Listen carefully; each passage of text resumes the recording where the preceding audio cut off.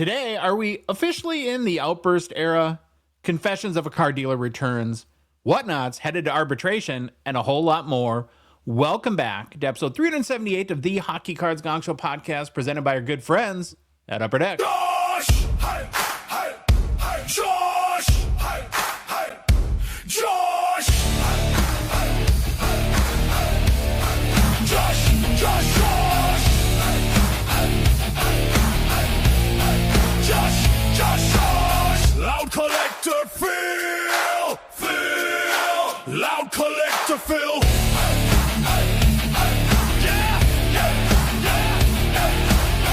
Baba Louie, Baba Louie, yeah. Baba Louie, Baba Louie, yeah. Welcome to the Gong Show. Hello, happy family. Hello, Philip. Hello, Baba Louie. How are we, boys? We're doing great. Fantastic. How are you doing, Josh? Good. It's a Thirsty Thursday, as I used to say about 30 years ago. Oh, my goodness. You didn't just say that. Oh, my God. I haven't heard that in a long time.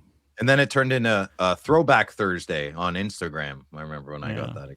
Yeah. Used to be a big bar night. Well, that was like 25 years ago. But there was this place in Uptown here in the Twin Cities, or Minneapolis, called Williams Pub. And they had a peanut bar. So they had like a regular bar, and then they had this basement bar where they had tons of peanuts. I guess you couldn't go if you had a peanut allergy, but you could go get all the peanuts you want, and then people just threw their shells on the floor. And then on Thursdays, they would do 2-for-1s. And by the end of the night, you're just caked in peanut shells. I would have hated to have been like the staff there trying to clean up that mess. Probably 3 a.m. on Thursday night. But yeah, I have a silly question. In the Americas, in the Minnesota, great state of Minnesota, are chicken wings a really big deal? Yeah. I'm 44. When I got my very first job, I was 15 years old. I got a dishwashing job at a local diner, and chicken wings were 10 cents each. Oh, I know. And nobody ever ordered them. And my boss would get so mad because they would turn in the fridge, right? And you don't want chicken's bad, botulism, the whole bit. Yeah. So they would turn. He would get so mad. He'd be like, I can't stand the old school guy, real old school guy. And he said when he worked in the industry, they couldn't give them away for free to people at the bar. And like just the evolution of the chicken wing has truly been incredible. Well, there you go. Louis? I'm sure. Louis, are you a fan of the chicken wing? I got a question, though. The chicken wing now, traditional bone-in or a chicken nugget? No, that's a chicken nugget. That's not a chicken. Bone-in. Bone-in. Okay. I just Bone-in making is sure. a chicken wing. Yeah. Chicken nuggets are for your play meals at McDonald's. Yeah. Now they're a good deal when they're 75 cents a piece. Oh, they're like $1.50. Yeah, that's a great deal. Yeah. I'm going to move down there and get my groceries there. That's what I'm saying, though. Like at certain nights, like Thursday night at a restaurant in Apple Valley, it's a special. They're 75 cents a piece. I don't think I could ever order them at a restaurant. Like, I graze the line, right? If I'm managing a restaurant for almost 20 years, I'm eating free chicken wings all the time. I could never order that at a restaurant, pay money for it. I don't even know if I've had a chicken wing since I've quit the industry. I filled my quota, you know? Okay. Yeah. Since you're sharing, I have a really funny but quick story about my first job at a restaurant. Okay. I worked at a Mexican place, and they had these squirt bottles that they would use for all the hot sauces. And they had various hot, from mild to pretty hot. And I was the new guy. I'm dishwashing back there, and they had a big commercial kitchen and an overhead sprayer where you'd spray and then wash and sanitize. And the spray was very hot water, and there was like a lot of steam, right? The whole room was steam. And so I take a bottle of the empty or almost empty hot sauce. I spray the sprayer in there and learned how to make pepper spray. And not only for me, the entire kitchen was knocked out because all that the mist from the sprayer just wafted through the entire kitchen, and literally everyone had to leave the building. A pungent aroma. Mm-hmm. Did they call you the F and G then? What? F and G. I don't get Oh, it. something new guy? Mm-hmm. Oh, yeah. That been No, I think they were mad that their like eyes were watering and they couldn't see. Yeah. And then people weren't going to get their food. Did you have a So, second shift? yeah. Yeah, Oh, never made that mistake again. And I you had paid a for nice it. boss. I paid for it more dearly than anyone else. I was like legitimately pepper sprayed myself. So there you That's go. so punishment enough. Yeah. I'll tell you what, I don't miss cleaning the grease traps as a dishwasher. I'll tell you that. No. No. Well, Philip, tomorrow night, another big Yeah. show. Friday Nights with Phil. What's going down? Give us Yeah, the it's going to be scoop. great. It's going to be great. I think Victoria's going to join us. I'm pretty sure Dave's going to be there. We're going to have a good show. I am 50-50 on a guest. Okay. But the hockey is juicing up, man. The NHL is really really swelling, especially in the East. It is breaking my brain watching the standings every day, and the loser points are bane of my existence right now. But if Detroit and Columbus could just drop a few here and there, that'd be fantastic. Same with Boston. Why is Boston winning? And okay, yeah, Friday Nights with Phil, 9 p.m. See you then. It'll be good. No giveaways. All right. You will not win anything. You will not get win nothing and like it. Yeah. Lastly, before we got a lot to get into, so we're just gonna do one more quick announcement. A reminder that our show, the Hockey Cards Gongshow podcast, is a Patreon podcast. What that means is we do rely on the support of the good listener and good watcher like yourself to help us cover our show expenses, produce what we hope to be more and better hockey card content, and then fund initiatives in the small way to grow the hobby. You can support us for as little as $5 US a month, be one of the first 999 supporters, get access to our Discord, all the cool stuff we do there. We have our show with Expo Mom Neil behind the bench. This week's show is a doozy. His special guest was, it's freaking Paulie. It's freaking Paulie. That's great. Paulie's great. Oh, Paulie's amazing. Yeah. So great week to join, to check that one out. That's a can't miss show. If you want to support us, just go to our website, hockeycardsgongshow.com, click on the Become a Patron link at the top of the page, or go to Patreon directly, patreon.com, and search for us at Hockey Cards Gong Show. There is a link in the show description, both YouTube and podcast apps, and our Instagram and TikTok profiles too.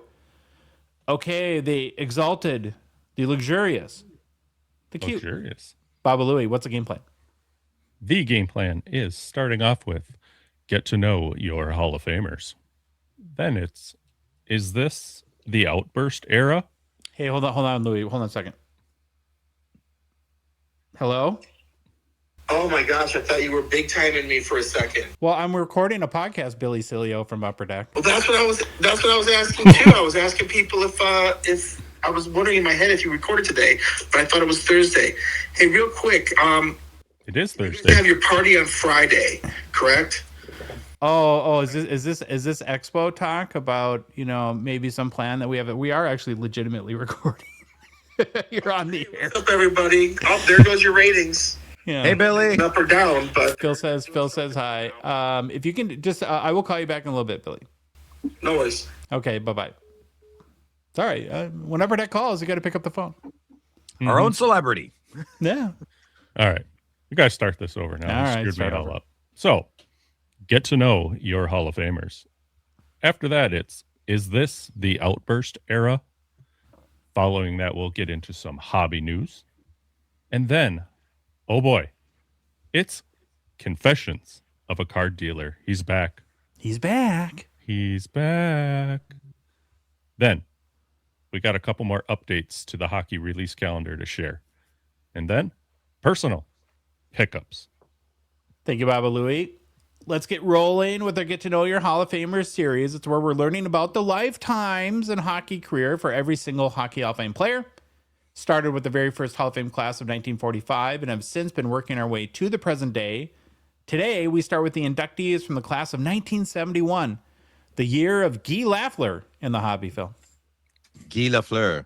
Guy Lafleur. And the Hall of Famer we're going to learn some more about today is Busher Jackson. You a big Busher guy fan, Louis? Busher? Yeah, Okay. I've never heard of him, so I'm excited to learn more about him. All righty. Ralph Harvey Busher Jackson lived from 1911 until passing away at the age of 55 in 1966. He was born and died in Toronto, Ontario. Busher was left shot, played both left wing and defense during his career. And in a professional career that lasted from 1929 until 1944, Jackson would play for 3 NHL teams: the Toronto Maple Leafs, New York Americans, and Boston Bruins. York Americans. New York. Oh yeah. I'm not gonna fix it, so I'm gonna make fun of myself. Okay. Jackson was a one-time NHL scoring champion, won a Stanley Cup with the Maple Leafs, played in 5 NHL All-Star games, and in 636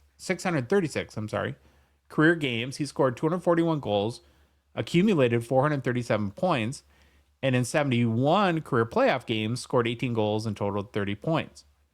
Why should you care about Busher Jackson?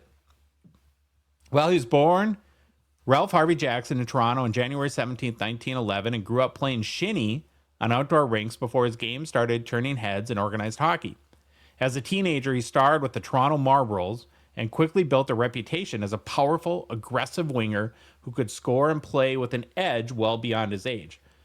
Are the Marlboros still kind of like the bee's knees of youth hockey today, Phil? Is that what every kid aspires to? I live in Ottawa. I don't know. No, I don't know. Thought you'd know. No, I don't know. I'm not sure. I'm a former Canada Blazer. And a current Blazer. In 1928-29 season, he helped the Marlboros win the Memorial Cup, exploding offensively in junior and showing the kind of finishing touch that made Toronto believe he was ready for the NHL almost immediately. Jackson jumped to the Toronto Maple Leafs in 1929-30 at just 18 years old, making him the youngest player in the NHL that season. Oh, little Breeny. In his NHL debut against Montreal, he famously knocked down his idol, Howie Morenz, and Morenz reportedly told him, "You'll do," which felt like early passing the torch. That was a beautiful pep talk by Morenz there. "You'll do." Yeah, not bad. He got the nickname Busher from Leafs trainer Tim Daly after pushing back when asked to carry sticks, and the name followed him for the rest of his life. Early in his Leafs career, he was placed with Joe Primo and Charlie Conacher, and the three became the famous Kid Line, one of the NHL's first great scoring trios. Jackson's breakout years came fast, and by 1931-32, he led the NHL in scoring with 53 points, becoming the youngest scoring champion in league history at the time. That same 1931-32 season, he scored a career-high 28 goals, earning first-team All-Star honors, and helped drive Toronto to the Stanley Cup. In the 1932 Stanley Cup final against the Rangers, Jackson delivered huge offense as Toronto won the championship, giving him the signature team achievement on an already fast-rising resume.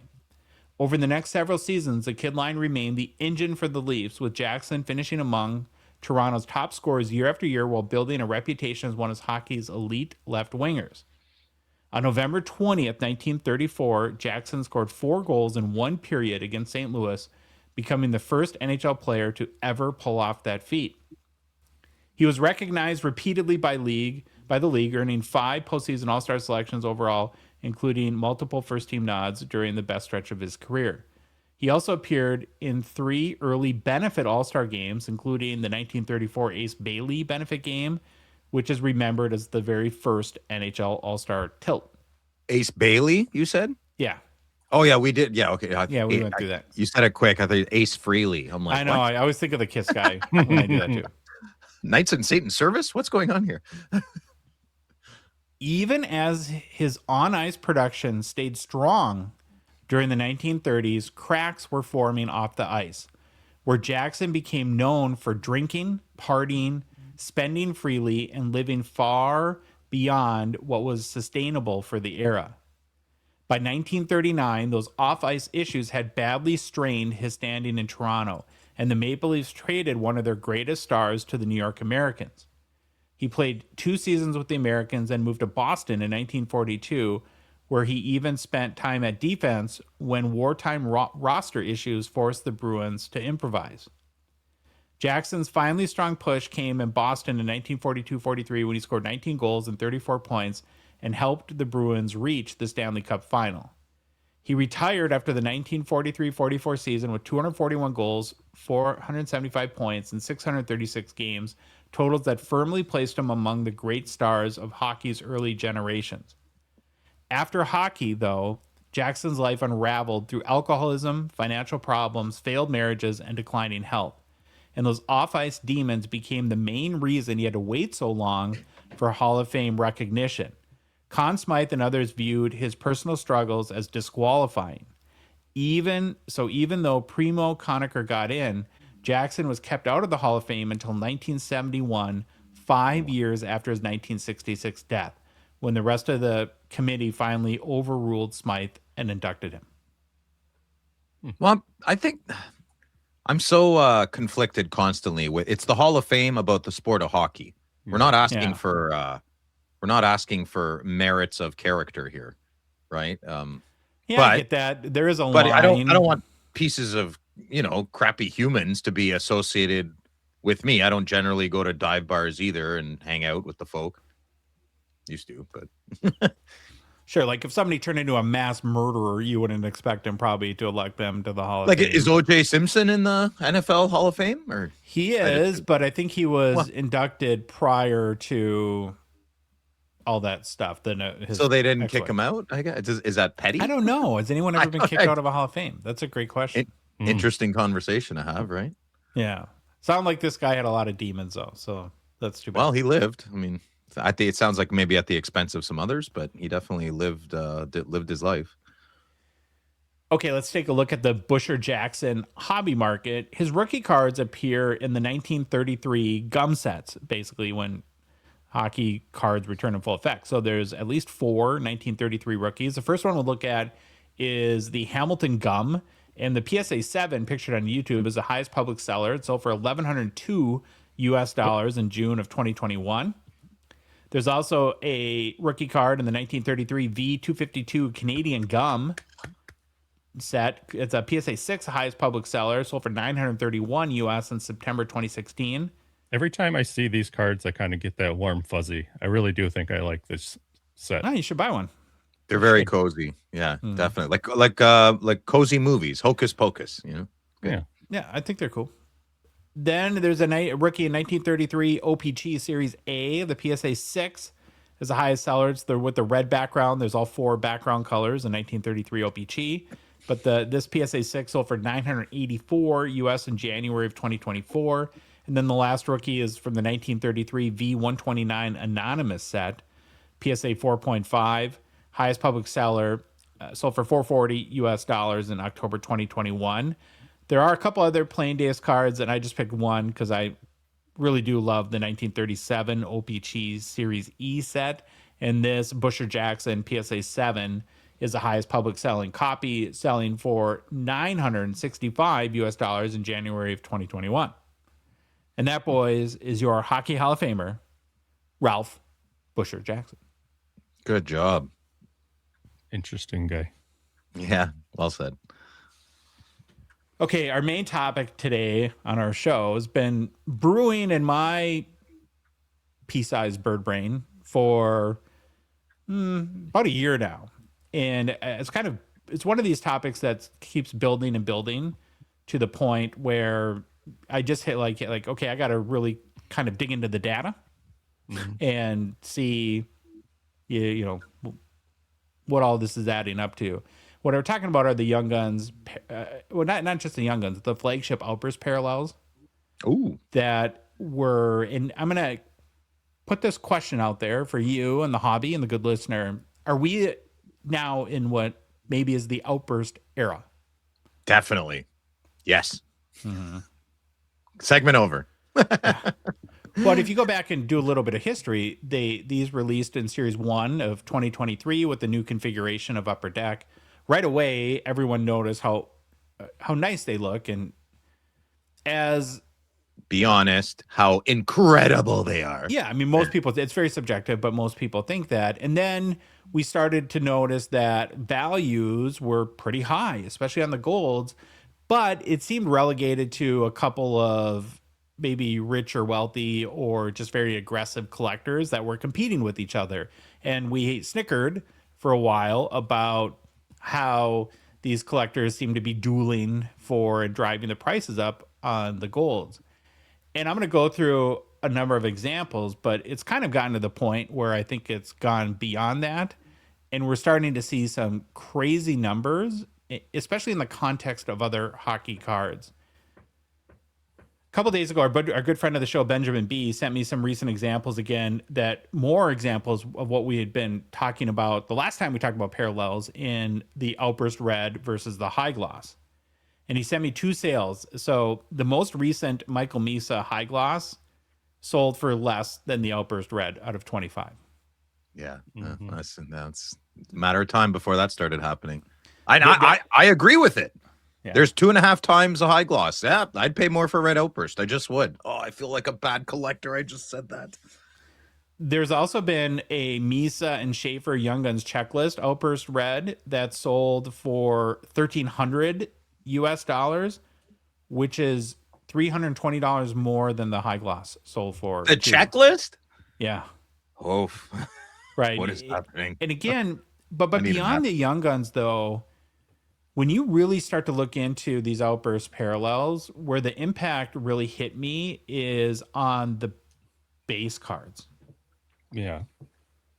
Right. So like I picked a couple examples. If you look at the 23-24, the Jack Hughes base Outburst Red, so the first year that they came out, there's 5 Outburst Red sales for more money than any one of his high glosses has sold for.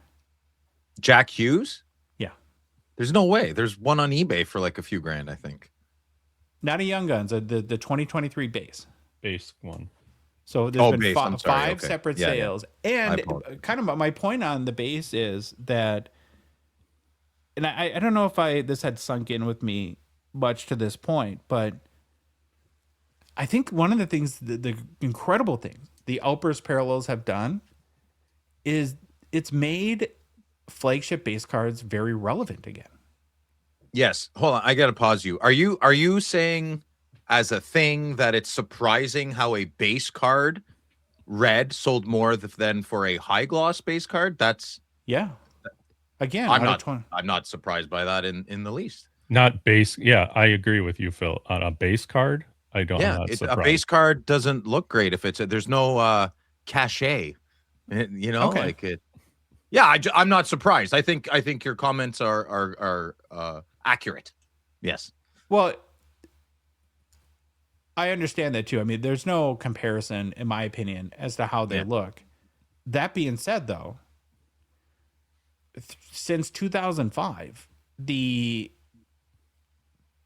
ultimate of a Young Guns or a flagship card has been the high gloss. Like that's been the bar. Right. Yeah. It's a game changer, man. Total game changer. Right. And now to your point, the game seems to be changing. And I think that to make that,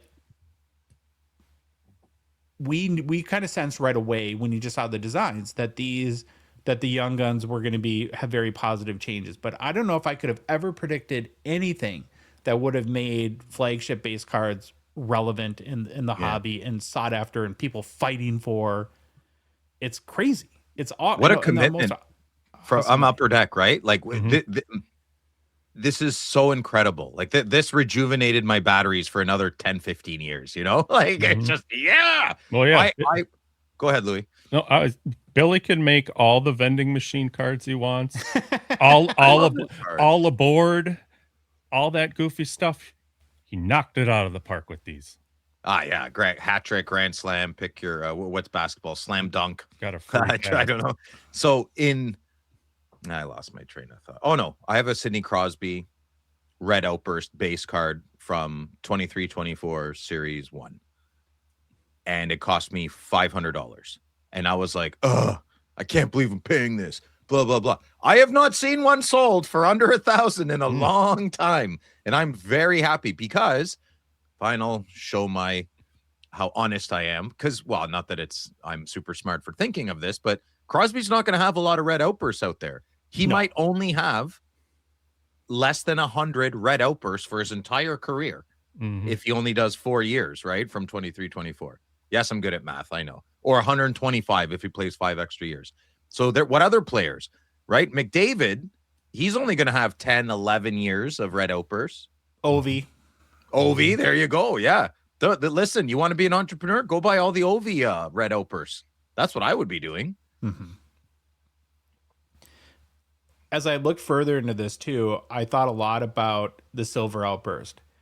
And maybe it's even a little bit underappreciated to this point. So here's a couple of points of context for you guys. You can't. So the Silver Outburst replaced the French parallel or the Unis loops. And you can't do a direct comparison because the last year of the French variation was in 2022, and then 2023 that switched to the Silver Outburst. But I went back and I looked in Card Ladder. Sales to date for 2022 Young Guns French is just over 4,028. The first year of Young Guns Silver, there's been over 10,000 sales. Wow. Jeez. So Great more than double, almost 3 times the amount of people have sought after the Young Guns Silver Outburst. And then more on the theoretical side, it got me thinking of people like me, and I think you two as well, that have kind of moved away from collecting base Young Guns just because of knowing how many there are, and that we typically like stuff a little more rare. Is what a rejuvenation the Silver Outburst parallel is for, because it does have a really nice balance between, if you really want one, you can probably find a way to go get one. Yeah. But it's not so common that you have to worry to a great degree that you're going to have 10,000 PSA 10 someday, like you do with the base Young Guns. It's a great first entry for a new collector or not a very financially successful collector to get into their favorite players, or you could go find a Silver Outburst of Celebrini. Probably wouldn't do it right now, but like, let's say in a year or two, for a very reasonable, appropriate price that almost anybody could afford, right? If you save your pennies a little bit, maybe it takes a few months, you can go get yourself a silver Celebrini Young Gun, not right now, and for a reasonable price in a couple of years, most likely. No, I say pick your poison on, or not even bad terminology there, but just think when we're at shows, and we go through dollar boxes or whatever price boxes, Young Guns constantly, Young Gun. You don't see boxes filled up with red and silver outbursts of players, because no matter who it is, somebody wants to collect them and they suck them up. Yeah. I don't know if you saw yesterday, Phil, and Louis seen it since he saw the picture, but getting back then, now jumping from the silver back to the gold a little bit, the chase for the golds is, I don't know where this stops. I have some theories on it, but we had the retro Jack Hughes retro Young Guns Gold Outburst 101 sell for $18,185 US. Love it. Because there won't be a real one. So I mean, someone's got to get this one. Yep. So here's the thing about this sale. It's the third highest public outburst sale of any kind to date. Interestingly enough, too, 2 of the 3, and these are just public sales, are retros, the McDavid and Jack Hughes. I have a red McDavid, just letting you know. I know. I know. I'm so happy. I love it. Very jealous. That's so awesome. Here's the wild thing, though. I don't know if you caught this part. This sale is now the highest public selling Jack Hughes card ever. No, it's not. Stop it. No Cup RPA, none of his shields, nothing has sold for more to date than this Gold Outburst 101 parallel. But why is the carpet red, Todd? I don't know, Margo. I don't know, Margo. Greatest lines ever. Crazy. This is the highest. Not even an RPA. Not a shield. Not a shield. Not even a shield. I don't believe it. That's nonsense. Shenanigans. Collusion. We got to start asking. We got to make a Rolodex here. Oh, I'm showing my age. We have to make a contact list, and you can email them all. You want to fax it over to me, Phil? You want to fax it? You want to fax it over to me? I don't know what you guys are saying. So about contacting all the big dealers that we know and asking them, are we allowed to say this is a legit sale? And then if we certify them as legit, or I don't know, we could just make up our own. I've talked about that actually with some about, because that's one of the There's no way. There's no way. This is the top. No. It's the top public sale. Yeah. But there could be private. Well, we just had a Demonov sell privately. The Outburst Gold sell for just under 80,000 Canadian. So again, another big sale. And here's where it gets to my theory. I'm not saying this is going to happen, but I'm also not saying it won't happen. I think there's a chance that the Outburst Gold becomes the King Kong penultimate card for a player in all the hobby. And I've thought through this, and I have some reasons. Bigger than any cup card, bigger than a shield, the ultimate shield. And the reasons are that it's in flagship. Yes. And I don't know personally if I'll ever open a tin of the cup. You've done it once, right, Phil? You may never do it again. I know I'm going to open a lot of flagship, and I think that the fact that the biggest home run of these Outburst parallels is that it's in a flagship product. And that it's so accessible. Now, I know that certain releases with the Celebrini, the box goes to $400 and nobody likes it. And Bedard's boxes go up and they go down. But relatively, they're less than $200.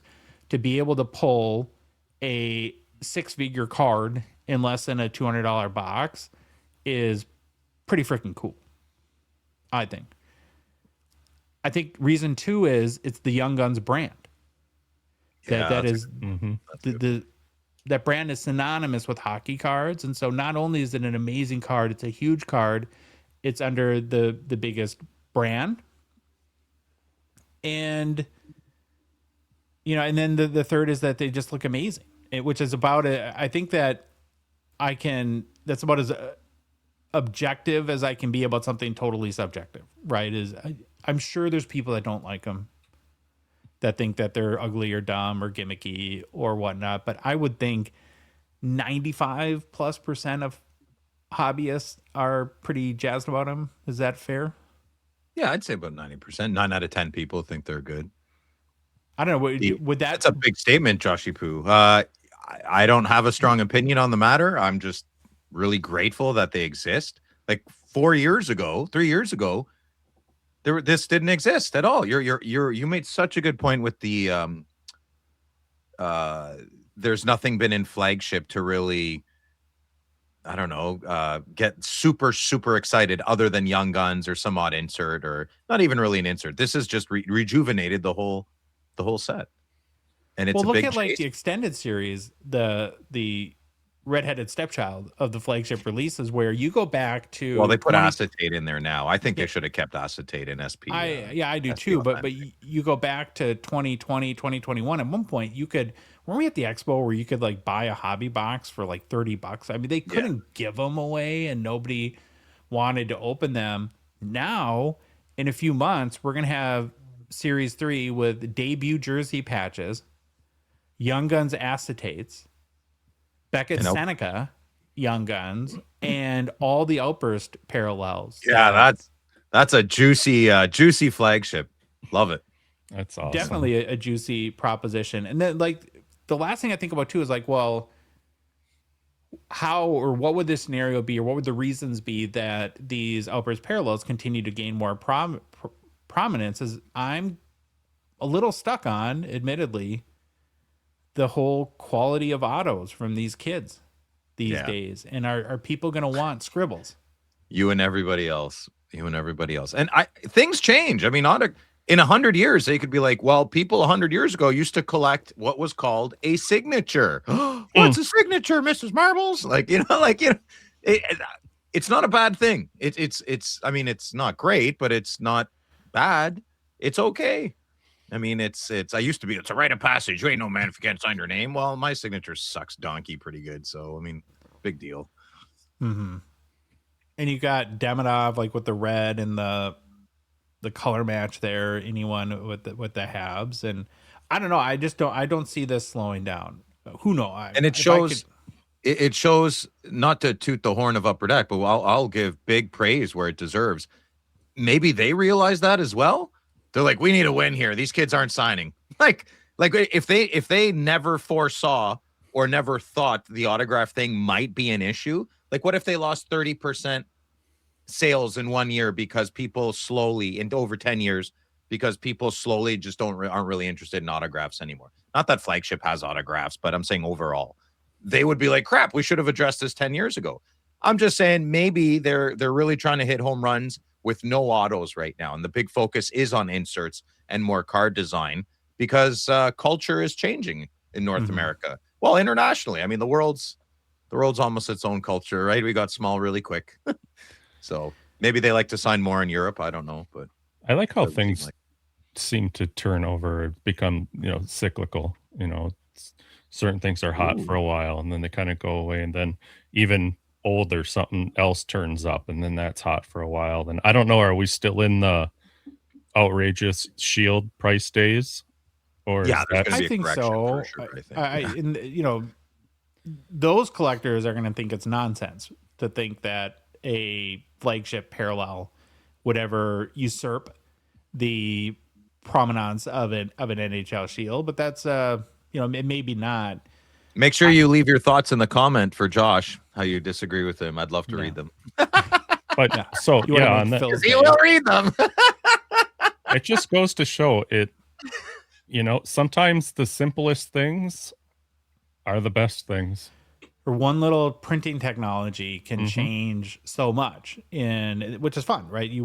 That goes back to why we love Billy and we love the folks at Upper Deck that are willing to break eggs and try new stuff. I do have some practical tips because Flagship comes out 3 times a year, and to your point, Phil, earlier about a player like a Macklin Celebrini, 12 years from now is going to have 12 different or more, depending on what else Upper Deck does with the Outburst technology. So I think the rookie cards will always have the biggest premium.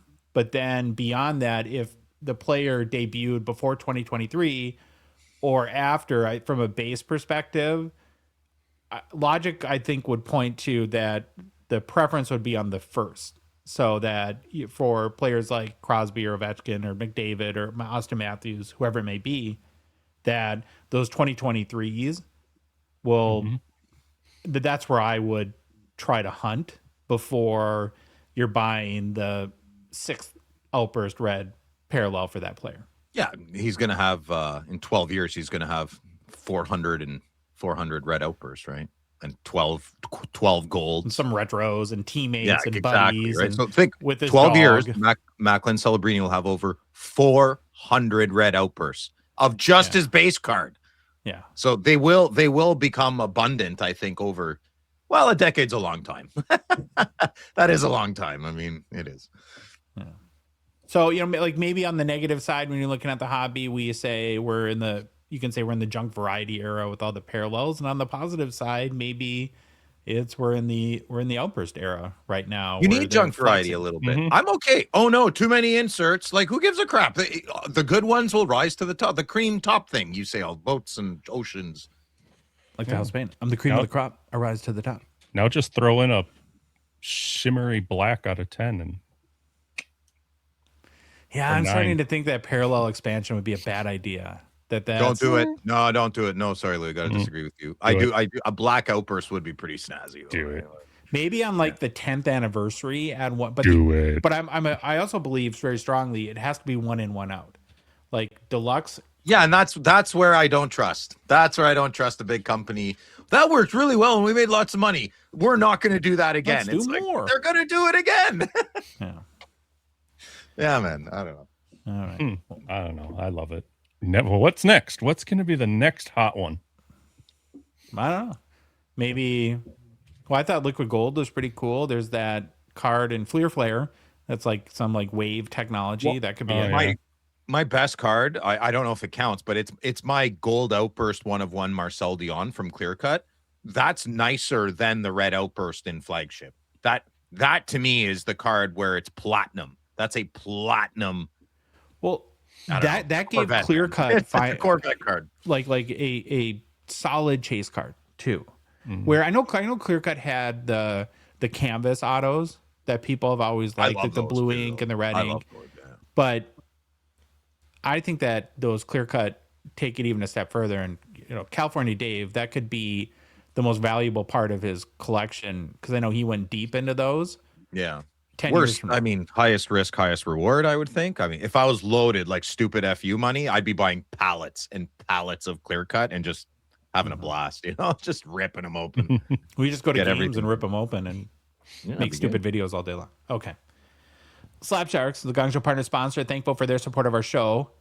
Let's get back into the Outburst discussion, because huge news from Slab Sharks as they announced a $250,000 bounty.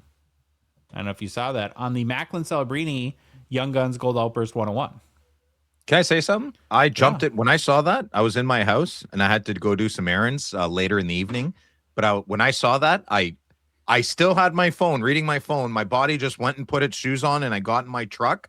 I even started it to go buy a box, because I know the boys down the street only have 4 boxes left. So I'm like, well, obviously it's in there. I got to go buy all the 4 boxes. I had to stop myself and say, what are you doing?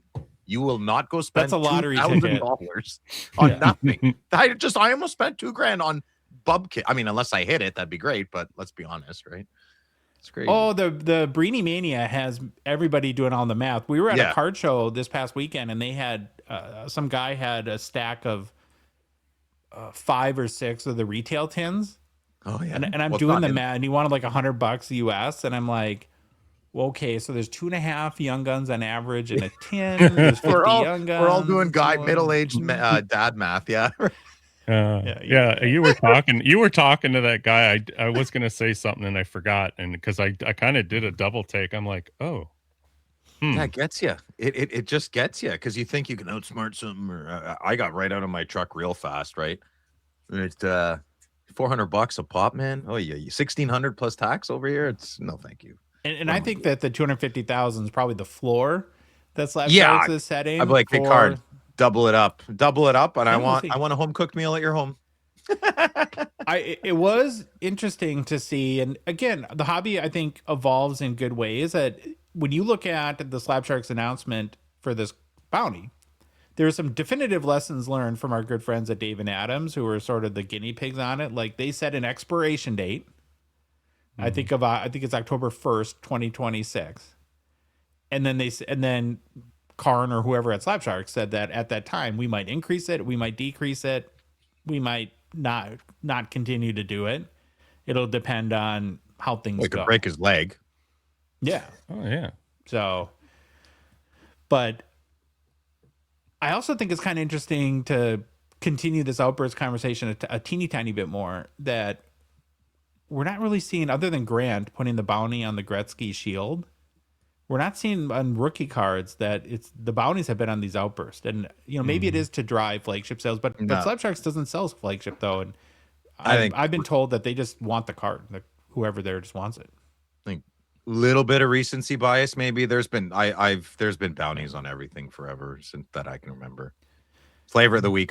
You could put it so easily as Outbursts are really popular lately, and that's where the bounties are seeming to be.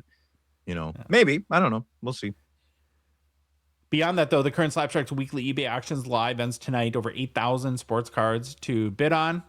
We'll be live as well on the Gongshow YouTube channel starting at 8 p.m. Eastern Time. We'd love for you to come hang out with us in the chat as we follow the key cards closing in the auction. And if you have not tried selling your cards on Slab Sharks yet, we'd love for you to consider giving them a shot. It's awesome. I've sold over 800 of my own cards since last summer as just a way to buy more stuff. And Slab Sharks has made it so easy. All you have to do is fill out the consignment form, basically just write on. Like, some people think that they have to list every card. No, you just say 50 cards, 51 cards, and you box them up. I legit wrote lots of cards, too many to count, and I put exclamation mark. I also said, I'm sorry. They listed every one of them. Yeah. I hope Sylvain got them. Do you want to say, ask for Sylvain to title? All you got to do, like I said, you just fill out the consignment form, box them up, and you're done. Couldn't be easier. Plus, of course, the Slab Sharks weekly auction is the biggest hockey auction there is, with thousands of collectors bidding each week. And my recommendation, if you're maybe on the fence or want to give it a shot, is try 10 to 20 cards and try it And, I'm pretty confident that you'll be pleased with the results. Most people that submit to us once come back again and again and again. I think that's why they're the biggest auction, is they get so many repeat sellers on their platform. So for complete consignment information, including payout rates, and to get the process started today, head to slapsharks.com. Hobby news. Hobby news. Hobby news. Have you guys seen the hubbub surrounding legal action and whatnot the last couple of days? No. What Heard happened? it. Okay, well, there's been a lot out there, a lot of content about it, and kind of wanted to run through it and start with terminology. I remember when I was A wee lad. working at a technical, I was a wee lass, I was a young manager at a company, a technology company, and our CTO used to always be on me about the right terminology and how important that is, and describing things accurately. So I kind of have had that beat in my brain, and this applies, I think, to the Whatnot situation. So a lot of people are out there, and a lot of content people are out there saying that Whatnot's getting sued. They're not. Oh, isn't that what you just said? They're getting sued? Oh, go ahead. I'll listen. There's legal action against them. And have you guys ever heard of the hobby lawyer guy, Paul Lesko? Mm-hmm. Yeah. He seems Paul's like been around forever. Yeah, and comments and chimes in and offers legal perspective. Well, he's a litigator and has a law firm. And apparently since last summer, he's been working with now upwards of 30 Whatnot customers to bring some claims against the Whatnot platform.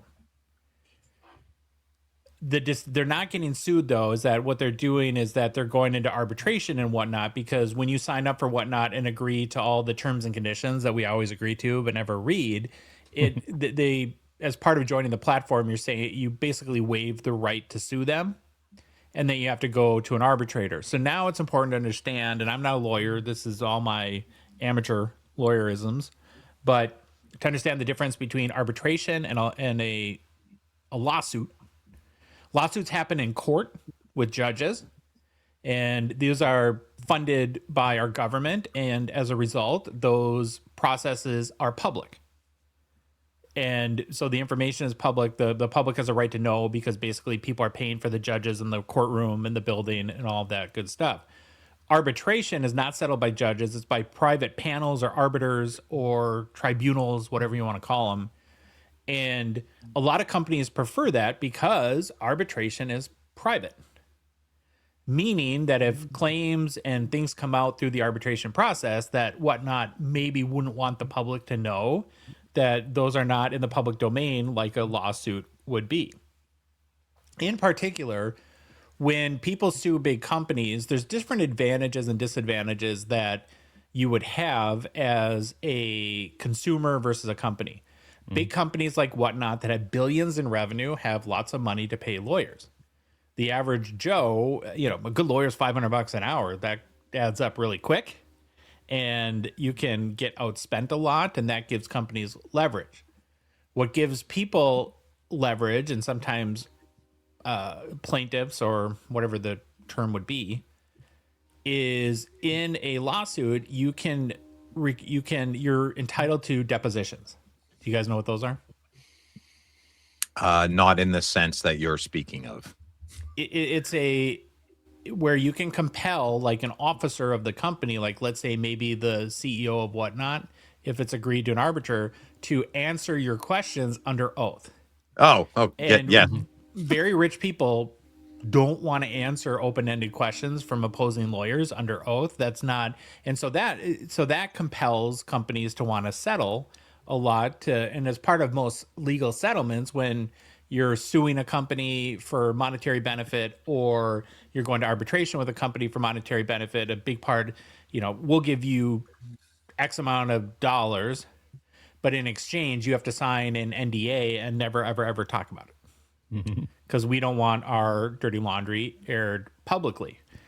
And so Lesko has gone on a number of hobby news and hobby channels, YouTube channels, to talk about this process and the claims that they are making against Whatnot, which basically boil down to a couple things, saying that they don't have, that basically the way that you do breaks through randomization and a lot of the way the repacks are done, that it's essentially gambling, and that Whatnot doesn't have safeguards in place to, like a gambling company or gambling site would, to protect consumers that maybe have addiction issues or other things like that. And then, like, even in the case of repacks in particular, that he's citing that there's a California law that specifically prohibits sports cards grab bags, which he's saying falls under repacks. And so Is that what Reloaded is? A grab bag? Is that all we are to no, Paul? I don't think so. I think that the more that I've kind of read about this and listened into it, I feel much better about Reloaded, because we do everything in the world to be transparent, and there really is. It's just what box you get, but all cards are known. We don't package Reloaded ourselves. We have no idea what card is in what box, and that's very intentional on our end. So, Phil, I think we're good there. Now, Lesko did say on one YouTube channel that I watched that the 30 claimants that they represent have average losses on Whatnot in the millions of dollars. So when does someone step in and say, maybe you should stop going on Whatnot? I have a very harsh take I mean, on there's a strong libertarian side to me that I conflicted in these. I'll keep my opinions to myself on the majority of this one. Issues too. But what Lesko is saying is that like gambling sites have spending caps in them, that they have the ability where you can basically self-ban yourself. Like you can go into, I don't know, like some gambling site and say, don't ever let me bid. I have a problem, and that would somehow ban you, and that Whatnot doesn't have these in place. So are there real issues with Whatnot? Maybe, yeah. You know, are there things that they could need to improve? Are they going to maybe settle and owe these claimants some money? Will it cause them to make some changes? That's entirely possible. But I think, though, and listen, we're content people. We're guilty of it. We want to sensationalize stuff to get the views, right? You know, we're addicted to the views. But there's this notion initially that major lawsuit on Whatnot, the company is going to die. Newsflash, billion-dollar companies, I don't know if there's a single day of any year where they're not being sued or in arbitration with somebody. Right. And you have to let these processes play out. And ultimately, any company will act in its own self-interest. And so if the federal government was suing Whatnot because it feels that it was violating laws, I think that's a much bigger story here. And, you know, here you have the case of this Paul Lesko. I like and I enjoy his content. He has a vested interest in promoting this because he's the one who's getting paid, bringing the action in order to get paid. So it's to his benefit to go on every YouTube show possible and talk about this in a way that, you know, from their side of the fence. So the 30 people, is that if you can explain, is that a representation of like the hobby? Or is that just if Paul comes out more in favor in arbitration, do those 30 people get their money back from the breakers or whatnot? Or like, where does the breaker fall into this for personal?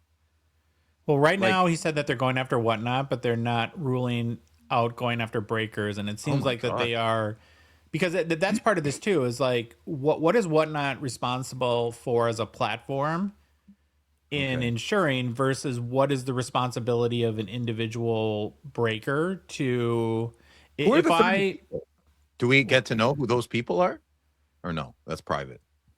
Yeah.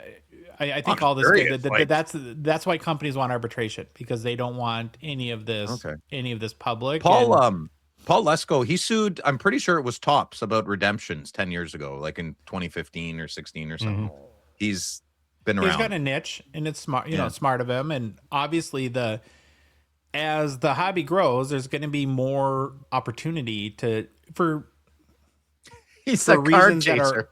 Like an ambulance chaser. He's a card chaser. Maybe there's that aspect. And there's probably an aspect too where it's good that we have people like him hold big companies accountable, because that's like from the consumer side of this, that is a benefit of this process, is whether it's a lawsuit or an arbitration exists as a way for us to not just let a company like Whatnot run roughshod and do whatever they want. It's like, well, Right. we think that you're It's not killing the acting right. tolerance. It's killing that tolerance for, it's that's just how it is.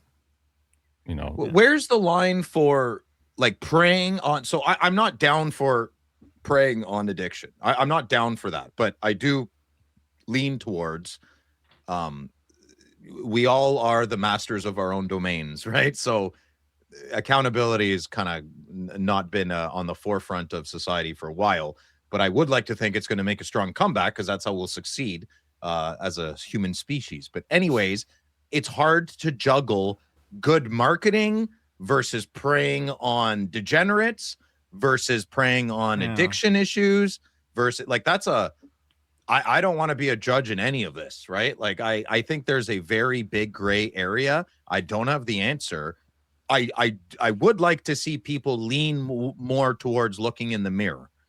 I do feel that is missing from the equation, but I also feel that certain people, I don't know if protected's the right word or regulated. I know those are scary words in our industry, but I don't want to see people lose their families because they can't control themselves.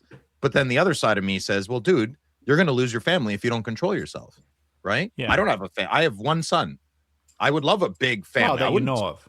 Yeah, okay, stop that. I told you that stuff in private. Anyways, I'm getting off here. But what you're talking about, though, I think is a very fascinating thing to think about. It's where does personal responsibility end and corporate responsibility begin? And we can think of beyond sports cards or gambling even. Let's say the three of us have a motorcycle company and we make a motorcycle that has the capability to go 140 miles an hour, and somebody drives at 140 miles an hour and dies. Is it our fault because our motorcycle could go 140 miles an hour, right? Or isn't this the exact same thing? Exactly. Yeah. My heart says yes, it's identical. Well, ban motorcycles. Yeah, that'll go over. Or if we have a burger joint and if somebody ate our food 3 meals a day, 365 days a year, they might have a heart attack because of the cholesterol in it. Are we killing that person by selling them burgers, right? I mean, these are all very difficult sort of ethical questions to answer. But there is health regulations in food at the same time, right? Like that one point. Well, there's disclosures in food, right? So you have to tell people like this is how healthy our food is. There was a point where there was public eateries that owners were like, wait a minute, you want me to tell the public what's in the stew? No, I'm not. It's my right not to. They don't have to order it. I like that happened, but now that would be ridiculous. Dude, I need to know what's in the stew. I don't know. I don't have the answer, but I don't really find this interesting. Like, I know we're talking a lot about it, but I find this kind of stuff doesn't interest me. I love our repack. I like it when other people look crappy. I'm like, good, buy our product. It's great. When he went out as a way to say too that they're not attacking breaking or repacks as a whole, or just certain behavior. They're purely Whatnot, and what they feel are that Whatnot isn't doing enough or isn't doing what should be required to create the environment of fairness and health for its customers. I think that's probably the best way to do it. So sure. Yeah, I just there's a lot of sensationalization. It gives people status. Out there. Listen, it gives. I unsubscribe to a lot of channels. There's a lot of people in our hobby.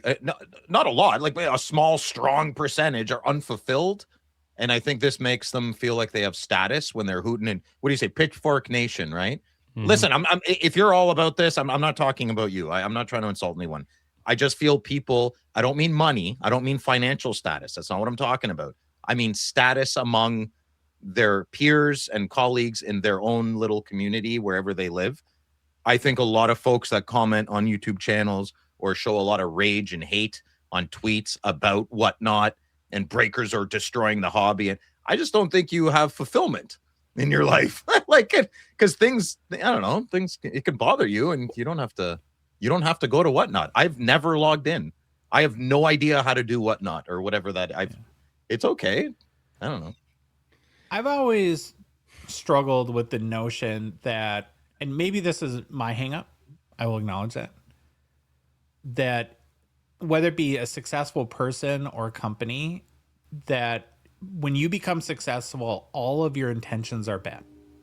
I mean, doesn't that seem like the case, right? Yeah. Hero villain, right? You don't be a hero too long or you'll be the villain.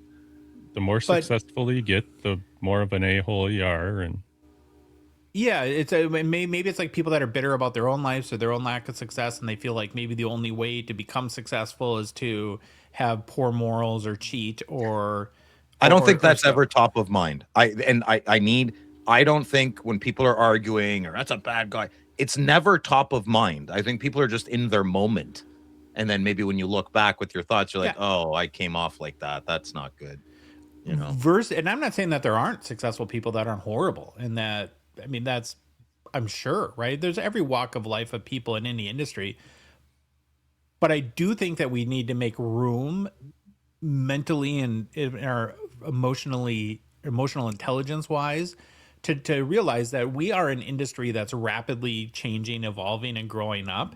And there's going to be hiccups along the way. And to have the capabilities of hiring like a Paul Lesko and his firm to take Whatnot to arbitration can be a good thing, because that can help to create positive change too, right? And so it's not just because you're making a claim against Whatnot doesn't mean that you're just that you're mad that you lost $500,000 and you're just trying to get your money back either. There probably are some very legitimate issues that need to get fixed. Could Whatnot just settle out of court and say, listen, we don't want to deal with this. Here's a few million. Well, that's kind of what an arbitration is. An arbitrator is like a panel that basically decides if you can, but it's not like a judge where I present my case, you present your case, and then they decide.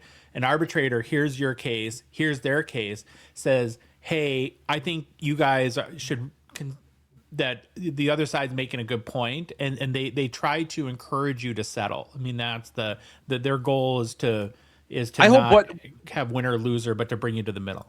If Whatnot feels strongly, could they be like, no, we're going to fight this tooth and nail because we don't want it to set a precedent? Is that possible?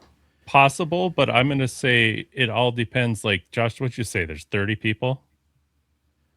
Right? Yeah, well they're even doing stuff to try to combine cases to make it more. What Whatnot does is what every company's doing, Phil and Louise, that they're trying to dictate exactly how conflict is resolved. And they want it to be through arbitration, because they don't, if something bad or that they were doing, whether they were intentionally doing or not, comes out, it's not to their advantage for that to be public.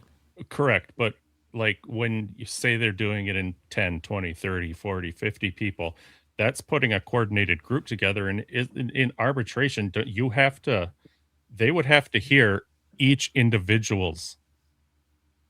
Yeah.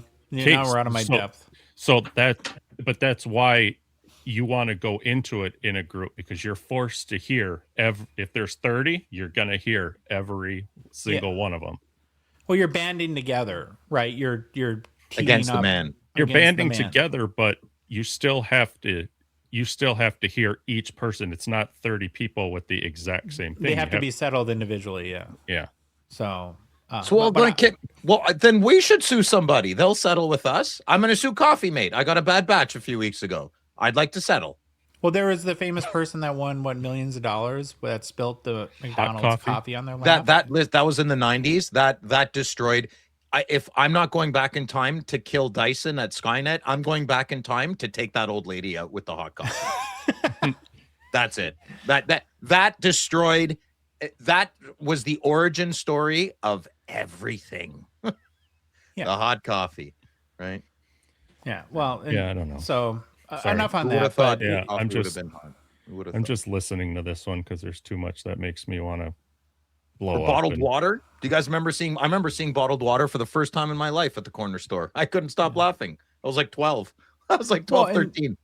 Okay, you're right, and that's we all have proclivities to kind of where in these instances where we kind of immediately go to one perspective. But the results of lawsuits have greatly benefited people too. We found out that cigarettes kill people, and that kids shouldn't smoke them. There's many companies here in America that were literally dumping their waste and sewage and chemicals into our rivers. Aaron Brockovich, I saw the movie. Yeah, and that they were sued, and so that there are legitimate reasons why companies need to be held accountable, and this is an accountable process to do that. Sewage in a river, buying in a card breaks. I'm just being a jerk. No, I'm just saying. Sewage in a river, Toxic Avengers Part 7. Oh, I love it. We kind of glossed over that when he was asked, Paul Esco was asked how much the clients have lost, and he said of the 30, the average is in the millions of dollars. So these are not regular hobbyists. Well, I would be looking in psychiatry, like I would be looking at therapist bills, or I would have to rob a bank to lose millions of dollars on whatnot. I have no capability to lose millions of dollars on whatnot. I'd be digging hard. How do you let yourself lose millions of dollars? Like, it's not like you made a bad business decision in 8 years. You opened up a pizza place and you gave it your all and it didn't work. It's not one of those things. It's like click, click, click, click, crap. Click, click, click, click, crap. Yeah. You're really unlucky. It's a different thing. It's like, so how are actual casinos not getting sued? Like, I know we always joke, like, but because they're regulated, and Granny Helen, ching, ching, ching. They even have a button now. You don't even have to pull the lever. You can have atrophy and still gamble. I'm gonna sue the casino because there's not clocks in there. I didn't know how long I was sitting there, and I spent too much, and I couldn't see outside to know that it was morning now, and I probably should go to bed and stop. So everything is everything. No, there's a very specific answer for the casino thing. Casinos are regulated, which means that they were smart to get the government involved, which means that they cut the government in. So now it's okay. Oh. Mm-hmm. Just like, I'll say it again, when I was in elementary school and high school, all the ex-gamblers and ex-drug addicts and not drug addicts, we'll leave that out. Drugs are still legal, but all the ex-gamblers. And then now gambling overnight in the snap of a finger, gambling's legal. It's great. Let's advertise. Oh my God. What about all the after-school specials I was forced to watch? What about the government is nowhere near innocent either. If you want to talk about gambling, go look into our state lotteries here in the United. I don't know what it's like in Canada, but your McDonald's, that's the biggest joke in the planet. Well, that was fraud. But our state monopoly thing. No, our state lotteries are really advantaged towards the government. Like, the government makes a killing off of people on those. It's not as we got to pay off that $9 billion. So well, let's not get into that. Okay. The federal budget should never matter to anyone. I have no idea, and I live a pretty good life. Money. That's what it doesn't matter. Yeah, like, it's not your budget. You don't owe the money. Just pay your taxes and see ya. So there's been more fallout, boys, from the Radko Gudas hit that ended Austin Matthews' 25-26 season. I don't know if this is a good thing or bad thing, but I'm leaning towards good thing. Lots of players have been chiming in the past couple of days and giving their input as to how player safety issues are handled, what the disciplinary process is like for hits. And one of those has been Connor McDavid, who said that players are feeling frustrated with the process and suggested that the league needs to look at new ways of doling out suspensions. Here's what he had to say. I think the NHL's Department of Player Safety has done their best. It's not an easy thing to do. With that being said, I think there is a reason to take a look at how the whole process works. If every time there's a suspension, everybody complains about it, well, why don't we look at the process and figure out if there's a better way to make sure both parties are happy? Because it seems like there's a lot of frustration out there. Then he continued. He said, I can't speak to what changes to make. I'm not an owner. I'm not a GM. I'm a player. And I can say that from the player perspective, I think every time there's a suspension, most of the times there's a lot of frustration from the player side. So why don't we take a look at the process and figure out a way that works for everyone? I actually think this is a good of McDavid for putting himself out there as the best player in the NHL, representing the players and kind of doing something a little bit on the leadership side. Yeah, it's good. Mm-hmm. I don't know how the solution. Like, do you have any thoughts on how you would solve that? I mean, I have a few. To piggyback on that though, quick, I'm really actually digging the Kachuk's podcast. oh, I've never watched. It's actually really good, and the reason is they're not holding back Oh, that's good. on it, and they spent a good 10 minutes mostly railing the Maple Leafs for not. It seems that both Brady and Matty T were pretty aghast that the Maple Leafs didn't do anything about it, and had a lot of, basically said, who cares about even winning the game at that point? When that happens, you lose the game if you have to go out and support your teammate. That it's so much more important to the chemistry and culture of the team from the long run that you do that. And so, but again, I think that they're calling for changes as well. And my thought on this is might not be popular, especially with you guys who both of you tend to maybe lean one way on these issues. I think the NHL has to do more to protect their stars in a way that, I'm sorry, and I know he's a good player, and he's the type of player, of course, everyone would want on their team, but nobody's buying a ticket to go see Radko Gudas play. Lots of people buy tickets to see Austin Matthews. Yeah. And the NHL has done the NFL, I'm sorry, has done a lot to protect quarterbacks for the same reason. It's just bad business and bad. Nobody wins when your star players are hurt. And I understand that, like, the spirit of competition and the we don't want to like have like special color jerseys on Sidney Crosby out there where nobody can hit him on the ice. But when it comes to somebody that we generally think made a dirty hit and took a player out for a while, to suspend Gudas for 5 games and have Austin Matthews be out for the whole season, I think there's an imbalance there. Well, I'm going to just say I don't care who the player is. It doesn't matter. No matter what the offender did, I think it needs to be the same throughout. Okay, my heart agrees with you, but my head says it does matter. Does that make sense? Where no, if it's a knee on, if I knee on knee McDavid and he's out, or then I knee on knee pick whoever that you've never heard of, I should still be suspended the exact same for 100%. But I'm saying more like the impact. Like, if the Wild call up some AHLer we've never heard about and Radko Gudas does knee on knee and he's out for the season, we're like, oh, that sucks. If it happens to Kirill Kaprizov, we go apoplectic at that point. And so there shouldn't be, like, in the kumbaya nature of humanity, right? There shouldn't be a difference, but I think there is. I think here's the problem. Right now, the punishments are based on intent. And in a court of law, the charge depends on intent and outcome. If you shoot somebody in the leg on purpose, that's aggravated assault. Mm-hmm. If you shoot somebody in the chest, that's attempted murder. Well, or if you shoot somebody in the leg though, and you hit their femoral artery and they die, it is murder too. And that you brought up something really important. So I didn't know about this and you guys may have known, and I just didn't. When the NHL does player suspensions, they don't factor in the outcome of the hit. That's why I said what I said, ding dong. Oh, I didn't know if you mean. That's the whole point. So the NHL right now, they base their punishment based on intent.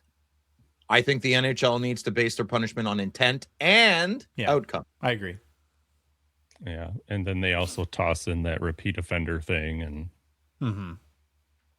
well, Radko Gudas is a repeat. I mean, he's got 10 years. He didn't do anything, but then double whammy. Listen, for the record, the Crosby thing, whatever. Gudas, that's a hard hockey play. I don't even think Crosby cares. Sure. Whatever. It just doesn't. None of it looks good right now. Bad optics with the timing on it. Very Brian Marchment of him. CGC has joined the fold of hobby companies raising its prices. Boys. Raise the roof. Raise the roof. The grading company that's really emerged, I think, in the sports cards industry more than any other in the past 6 months, has just announced a price increase effective March 24th. So in a few days, these changes will be in effect for the U.S. for sure, but bulk is being increased from $15 a card to $17 a card. That comes with an 80-day turnaround and a max card value of $500 U.S. And then economy is being increased from $18 to $20 U.S. with 40-day expected turnaround and max value of $1,000 U.S. So now we've seen price increases from PSA, COMC, CGC, and I'm sure other hobby companies. That I think Alt just had some sort of increase to their marketplace, and I think they're all probably, it's a combination of them responding to a growing hobby market and taking advantage a little bit of some revenue opportunities, I'm sure.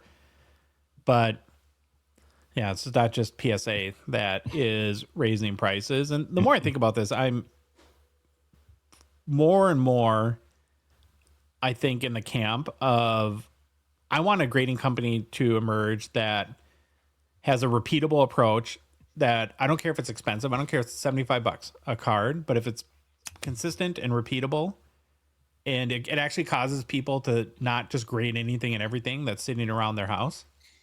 That's what I want. Because you start to look at, like, in today's world where it costs more to eat at McDonald's than it does to grade a card, right? We have these expectations, right? We send a card into CGC or PSA that we're gonna get the oracle of grading, the most knowledgeable sensei that ever will float down from their throne and use their 800 years of knowledge and bestow the proper grade on our card. But we're paying less than a Happy Meal to get these graded. And so there's a little bit of a disconnect there for me in that too. And it's like, maybe we're actually getting what we're paying for. I don't know.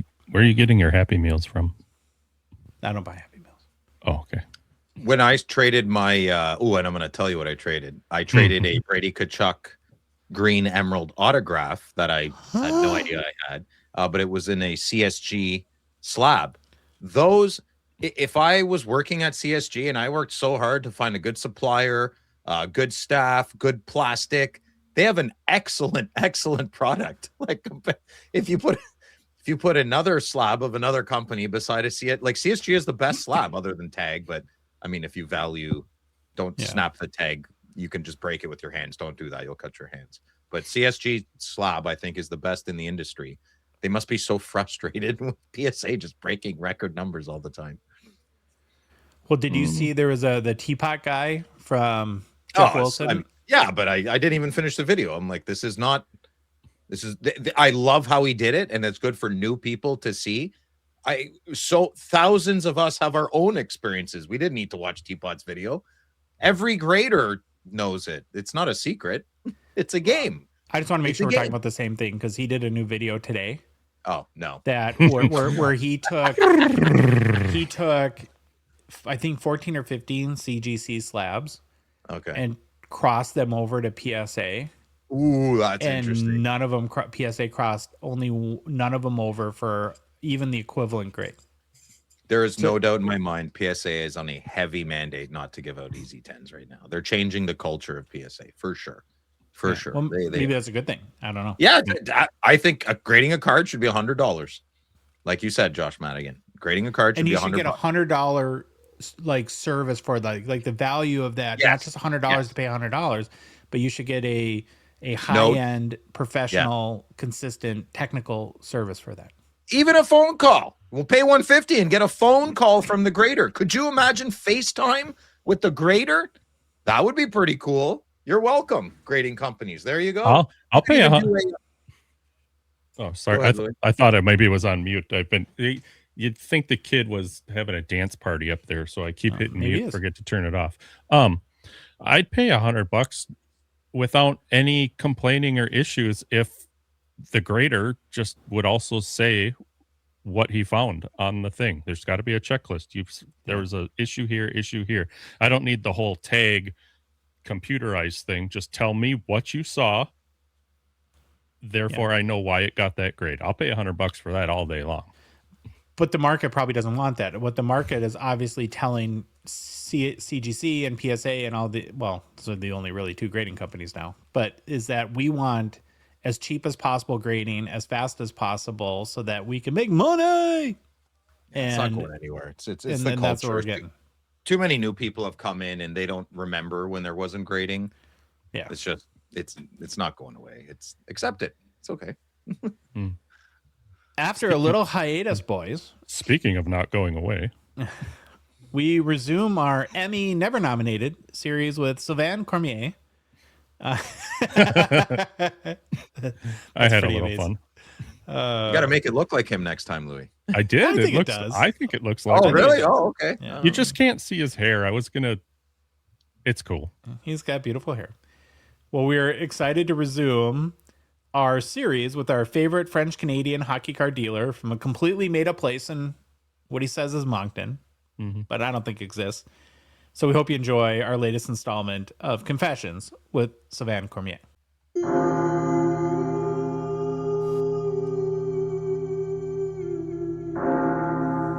You hear that? Yeah, I do. Haven't heard those church bells in a long Been a minute. time. Didn't know if they still worked. A little dusty. They're rusty a little bit. You could hear the rust. All right, there you go. That's enough. Well, welcome back to Confessions of a Card Dealer Thank with you, our Josh. most favorite card dealer, Sylvain Cormier. How did I do in your name? Am I getting better over time, or You are. I still You are getting butcher it? better. No, Good, it's because good. Yeah. it's. I know it's cute that I can't say any names, but I will admit it's embarrassing. Like when you're really good friends with someone and you feel like at even the most basic human level, you're not able to say their name. So I'm very happy that I'm not completely disrespecting your name anymore. I'm just partially probably disrespecting it still. But for an American, Yeah, Right? it's really good for an American. Like the Thanks. bar's pretty low for Anglophones and especially Americans. So yeah, I've been called my name's, you know, when I meet someone in English, I'll say Sylvain. You can call me Sylvan. Like I'll give them yeah, 3 or 4 Sylvan ways is to like say it. would be the easiest translation from an American. Totally. Or Sylvan. Yeah. Right. Would be depending on, I think, where you're in the country.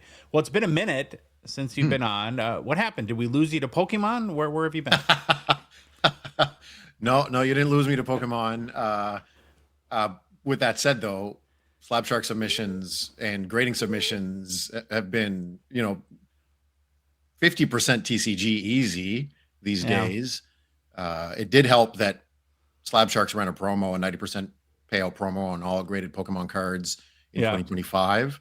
And I really took advantage of that, where I'd set up at a TCG show or several TCG shows. I'd set up at a TCG shop, for grading and consignment. So, and now that the promo's over, people, still love the service, and they keep submitting. Yeah. Yeah. Well, I mean, it makes sense, right? It's the world we live in now. It's I say it kind of glibly, but if that's a word, that TCG is probably 500 times bigger than hockey, but I'm probably not wrong in No. that case. It's anywhere and everywhere, and so it's probably smart to take advantage of that. So I think the last time we had a confessions, and you confessed your hobby sins, if there are any, you had told us the story of your start and stop with Hobby Hub, and Yes. nothing ventured, nothing gained. The life of an entrepreneur, right? Every entrepreneur has these stories. So course. I think that's what I tried to encourage you at that time, is that unfortunately the road to success is normally paved in failure, and that the way I've always looked at it is you either win or learn. You never lose. Yep. Right. And so you just had a learning experience with Hobby Hub. And so what was the process of picking yourself back up from that and then getting to where you're at now? Good question, Josh. Like, honestly, look, it's going on 11 months now, I think. When it was 1, 2, 3 months in, I was pretty damn low. And the silver lining was that it happened right after the Toronto Expo. So early May, shows were slowing down. had shows been at the same pace they are now when this happened, I probably would have burnt out. I'm lucky that I was still taking submissions, but I had no funds to buy and sell. And I was But lucky. can I Like the jump in there real submissions, quick? And yeah, because of course. without getting into the nitty gritty details, you had put a lot of money into Hobby Hub, and that money didn't make its way out when you were no longer involved, correct? Correct. Yeah, and I'm still waiting for that. So, yeah, that's a whole other story. But yes, that's exactly right. And the point I was going to make is that I was lucky. My schedule was, I went from going to show every weekend. There's a lot of prep involved, even though my inventory wasn't super big. There was a lot of prep involved. I would meet customers at coffee shops or at their homes, for submissions, but my schedule wasn't crazy busy. I want to say maybe 30 hours a week, which was definitely livable. But had it been my current schedule right now, I probably would have burnt out. So to answer your question, I rested. I rested and I digested. And every single day I'd go for like a 90-minute hike in the woods near where I live. I'd stop at the lake and I'd meditate for 20 minutes. And that really helped just reset things and separate from, the disaster that was Hobby Hub. But had I not been able to do that, I don't know where I'd be. I'd probably be burnt out.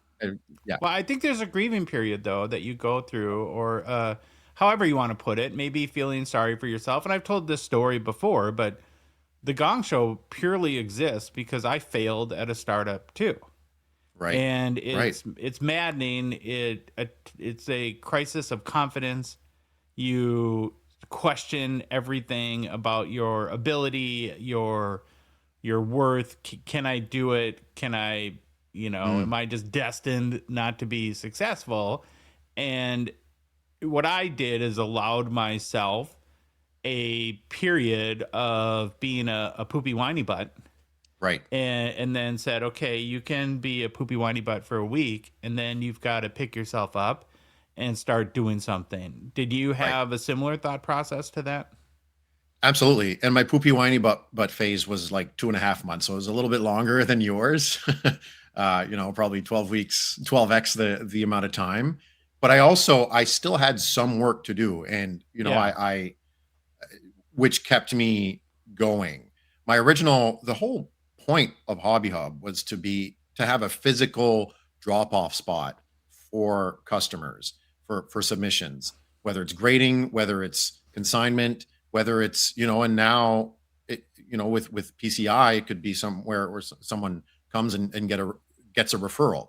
So, and that's another thing. During the summer, I kind of planned and I was like, what else can I offer? And when I remember people asking me about insurance years ago, I was like, man, it's just a matter of time until there's a service that comes out that insures collectibles. And sure enough, Enzo Ferrari went ahead and launched PCI. Yeah.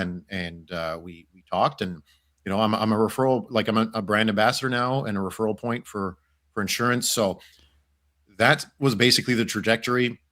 I was a whiny, poopy baby butt, however you said it, for about a month and a half or 2.5 months.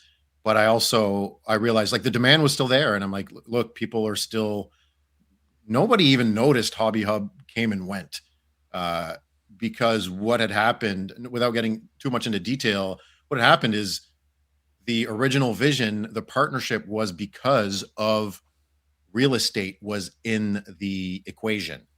Yeah. But then that left right as we launched. So it took a lot of steps back, and I'm happy to say that I'm working on renting an office, and I should be set up this summer, so that original vision is coming to fruition. You're just doing it on your own. Yes, exactly. Mm-hmm. Yeah.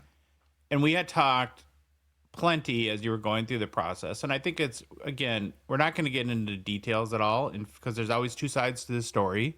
and there is another party with Hobby Hub, and it's not fair to do that only hearing one side of the story. But I think it is worth pointing out to anyone listening that I'll just throw out my opinion first, and you know this because I told this to you at the time. I'm not anti-partnership, but I do believe very strongly you have to be extremely careful and very thorough in, it's kind of like a marriage, getting into a partnership. You have to, you don't want to marry a gal and then 3 months later say, hey, let's have kids. And she's like, well, wait a minute, I don't ever want to have kids. That's probably a bad time to find that out. Those are things you need to talk about beforehand in any sort of, whether it be a hobby business or any business venture at all.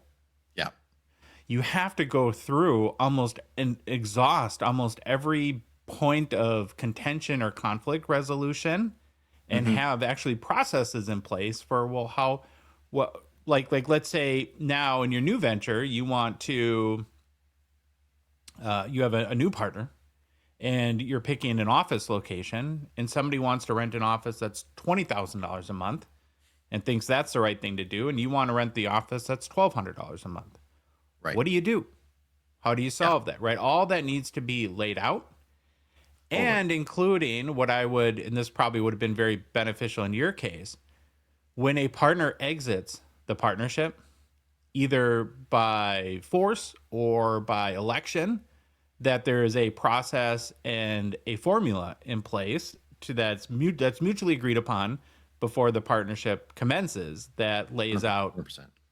Out here's how this gets done. So it's just a long-winded way of saying, partnerships can be good, and obviously the power of two can be greater than the power of one, but it's just really important that you do a lot of homework and put a lot of thought, and almost for my satisfaction, to an exhausting degree. Yeah, and I agree. And if ever I do partner up with someone again, and I think your point is very good, especially like I don't think I'll ever do a 50-50 partnership again. No. Because I don't want, I want either someone to have power to make all the decisions, or I have the power to make all the decisions. I don't want, I just don't want 50-50. And I remember you mentioning too, like in a partnership, there needs to be an alpha and a beta. And that's 100% true. And with 50-50 partnerships, that's quite tricky. So I completely agree. The more time goes on, the more grateful I am for the lesson, because next time, if, and there likely will be some form of partnership in my future, I will know what to look out for. I'll know where to dot my I's and cross my T's. And so I'm becoming more and more grateful for the experience. Yeah. And I'm happy it happened early. Had it happened now or whatever, I learned what I had to learn when I learned it. Yeah. Yes. Like I said, you win or you learn. So that's the title of a book, actually. You win some, you learn some. Yeah. Oh, well, good. Yeah. I probably maybe subconsciously took it from that. Right. So how much like specific card dealing are you doing at this point? Or how have you pivoted your approach as you picked yourself up and kicked off the dust and got back on the horse? Right. So in November, right before the Toronto Expo, so I wasn't making deals at shows. I was just setting up for submissions, and that too helped me focus on submissions. And submissions is 80% of my income. Commission is 80% of my income. Was a big problem to be a card dealer? You have to have a stake in cash. You have to, and then when you sort of lost that stake in your prior business venture, that it's like, well, you either have to, you kind of have to start over and build up that stake again. Is that exactly? And the ironic thing is that I had been building up that stake for 4 years, and then I lost it in a month and a half. So yes, so it was a foreign feeling to me to not have, and I kept my card money in a, like I had my income that came in from my job. My card money was completely separate, and I grinded it at that for 4 years, paid my bills with my my salary, but any money that came in that was card related would get reinvested into the card account. I would not touch that account. I never paid myself. Then when the time was right, I just put that into a business, and then it went away. So yes, that was the biggest factor was, that money was gone, and I was doing cards full time now. So, things, my personal finances kind of got really messed up, because it was like, okay, I'm living on 100% commission. I need to make sure I get enough submissions to be able to eat. It was, and this summer, I was able to survive, but I was surviving, and that was it. There was no extra money that I could put into an account to, make card purchases. I was only surviving. So to answer your question about how I got back into it is basically me and a friend, we pooled money together. It was modest, like 10 grand. It was 10 grand. 10 grand doesn't sound that modest, but when it's to make profit on buying and selling cards, 10 grand's not that much. So how do you look at that then? Do you say, because you don't want to buy like one $8,000 card, that's probably a bad idea, especially if that card goes down in value. Is it like really liquid young guns that are ideally like in the $200 to $400 range that you can just turn over again and again and again? Exactly. That's exactly it. And this was, I want to say 2 weeks before the November Expo.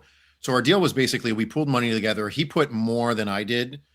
So the split is, the profit split is going to be 50-50, but he's carrying a bigger risk. He put in more than I did. Like I said, he put in like over 75% of what I was able to put in. So, and I got really, really lucky. Like I bought 7 Celebrini Young Guns from a guy plus 1 Silver Outburst for like, I paid 110 for each Celebrini, and I think I paid 600 for the Outburst. And that was like 85% of what they were going for before the Expo. I said I got lucky. I did sell 4 or 5 of them at 180 a piece. I was happy to make, $300. That's a huge point though, right? And I think that, and this, and you've said it before more than anyone, if you're in whatever you want to call it, card dealing, flipping, buy low, sell high, you can't look at it like, oh, I sold this for 180 and now it's worth 400, because and you tell me if I'm wrong, but if you held that mentality, you're gonna of the long hold, you're gonna lose 90% of the time, and the losses are gonna dwarf any Macklin Celebrini. Like we always kind of latch on to the one case where, of course, it went crazy, and we 100%. Completely disregard the 40 other cases where you would have gotten slaughtered. Yep. And I noticed, because of the Macklin Celebrini explosion, Celebrini mania, what I think you call it, is Brini Bonanza or something. Yeah, whatever. Yes, Brini Bonanza. I've noticed people who sell to me or want to trade. Are they worried about that? Hesitant. Like at the time yes. of selling, like what this could be worth? Yeah. Yes. And I tell them, I'm like, look, it's okay if we don't make a deal, but I think you might be shooting yourself in the foot. Like Celebrini was an outlier. Yes, the kid's special. It's too bad San Jose, the games start at 11:30 p.m. here. I hadn't actually watched the kid play much in 2025 at the beginning of the season. I think had I been a little bit more savvy in the San Jose Sharks, I might have been like, okay, I might try holding on to this guy for a month or two, and that could have paid off. But the good news is that I still have some of those out for grading. The Silver Outburst came back at PSA 10.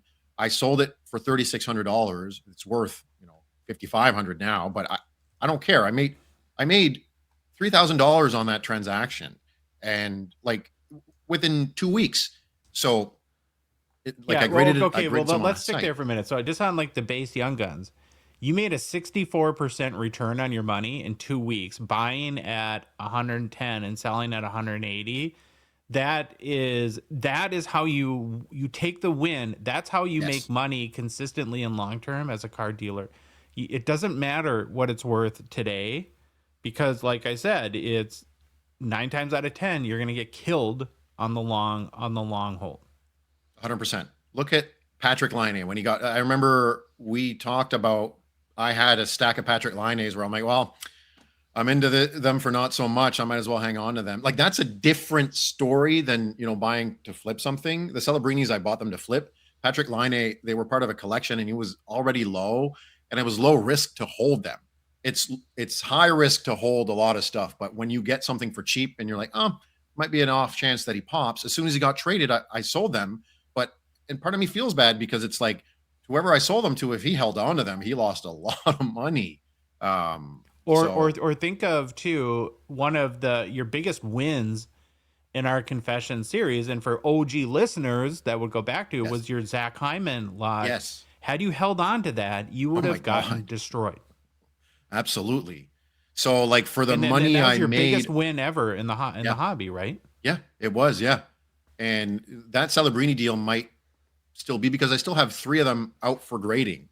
Who knows what they'll come back? They might be 10s. They might, actually, I say 3 of them. 2 of them were from that lot. One of them was a separate acquisition. But if they're back 10s, that's $5,000. I don't know. I don't know what they'll grade. We'll see. They did look pretty good, but who knows these days? So that could potentially be my biggest win hobby-wise, right after I acquired money, 2 weeks after I acquired those cards. And then, it's possible it'll be my biggest win depending on what they come back. And I still left about $3 to $4 grand on the table by selling those right away. And I do think, though, that like a slight hedge or hybrid approach might work, where, like, let's say you buy 10 Celebrini Young Guns and you can flip 9 of them for a 64% profit in 2 weeks, and you hold on to one or one PSA 10 or something like that as a little bit of a long-term deal, where you've already, no matter what happens to that card, if it goes down, you're still ahead on the deal. 100%.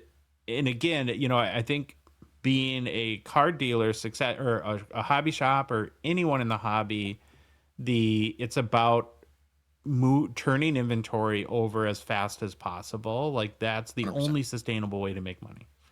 I can't imagine a hobby shop hanging on to 80% of their inventory, hoping it goes up. They need to keep the lights on. They need to pay their staff, so churn is very important in the dealer / hobby shop world. And I think I wouldn't be surprised if an owner would maybe say, okay, I'm going to sell this card to myself because I think it might go up, and then, park that. But the money goes back into the business. I wouldn't mind starting to do that. I think one part, I say I got lucky. There was luck involved, but I think I'm also getting better at speculating. But I think the stuff you need to speculate on, you do need to dish out quite a bit of money. Like, I think right now, Nathan McKinnon, oh my God, I can't believe how undervalued he is. Like, if I could buy a couple Future Watch Auto PSA 10s, I'd snag them up right now and I'd park that. And I do want to eventually do that, but right now it's all about the churn. But you also have to have a theory of, like, what's going to happen to change his circumstance, right? So if you're going to do that, is it that they're away again this year and they could easily win the Stanley Cup? And so it's having some sort of theory that his market will, or just that his legacy will build, or he'll have another 100-point season, or maybe win a Hart Trophy again, something to that effect. So from, like, a dealing perspective, as the Brini Bonanza it just keeps getting bigger and bigger. Does it get a little scarier at this point to buy into Macklin Celebrini, because now the money's pretty big? It does. Because I don't know where I heard this, but it's like markets take longer to react than you'd expect, but it happens faster than you could imagine. So I'm not saying he's going to completely tank. The kid's phenomenal. Like, after watching the Olympics and them being on their East Coast tour, like, I watched him play and I'm like, my God, he's good. But there's also, when you had your top, or your 5 reasons where the hobby could be affected. I think also right now with, the turmoil that's going on in the world. The world's kind of a mess right now. Yeah. Yes. yeah, like a recession or just inflation again can happen. And I think that also, can play a big factor in how much money people are willing to spend in collectibles. So right now it's very bullish, but everything's in cycles. So, and it Mm-hmm. happens, like I said, it takes longer than we realize to happen, but when it does happen, it happens faster than we expect. So yes, it's right now. If I get a good deal on a Celebrini, I'm moving it right away. And you talked about a theory for Nathan McKinnon. I think when Ovi was chasing his gold chase, his PSA 10 Young Guns was like $9,000 to $10,000, and Crosby was being ignored. His Yeah. his PSA 10 Young Guns was $3,000. It didn't make sense. And now that flipped this year a little bit, Yes, and then it Crosby did. got hurt. Yes, but his prices are still pretty strong. And I think, and I could be completely wrong here, but with McKinnon, if he keeps playing the way he does, he's already established. If something happens to Celebrini's market, you mentioned the finite amount of money into the hobby, especially the hockey market. Like when and if Celebrini's steam dies off, hobby wise, people are going to look for another guy. And I think McKinnon could be the guy. I'm Yeah. guessing here, but it makes sense. You've always had a soft spot for McKinnon. I have. Yeah. Well, he's from Atlantic Canada, and Yeah, he's from Halifax, right? Him and Crosby and yeah, Brad exactly. Marchand. Okay. Yeah, exactly. And I was an Avs fan when I was like very young. When they moved over from Quebec, I like Patrick Waugh too, and I love Peter Forsberg and Joe Sakic. So when McKinnon got drafted, I remember being pretty excited for the Avs, and he had a really good rookie year. But then it took him a while to get back to where people thought he would be. Apparently, his Young Gun was $20 back then, which is insane to me. Yeah, I know. But yeah, I do have a soft spot for him. I love watching him play. He's one of my favorite players. Okay, we're gonna come at this from a card dealer perspective. This is not a collecting perspective, but I'm gonna rattle off some players, and you give me a rating like 1 to 10, how like liquid they or how solid of an immediate buy that they are, or if so a 10 would be instant buy, 1 would be kind of a total stay away. Sure. For you at this point.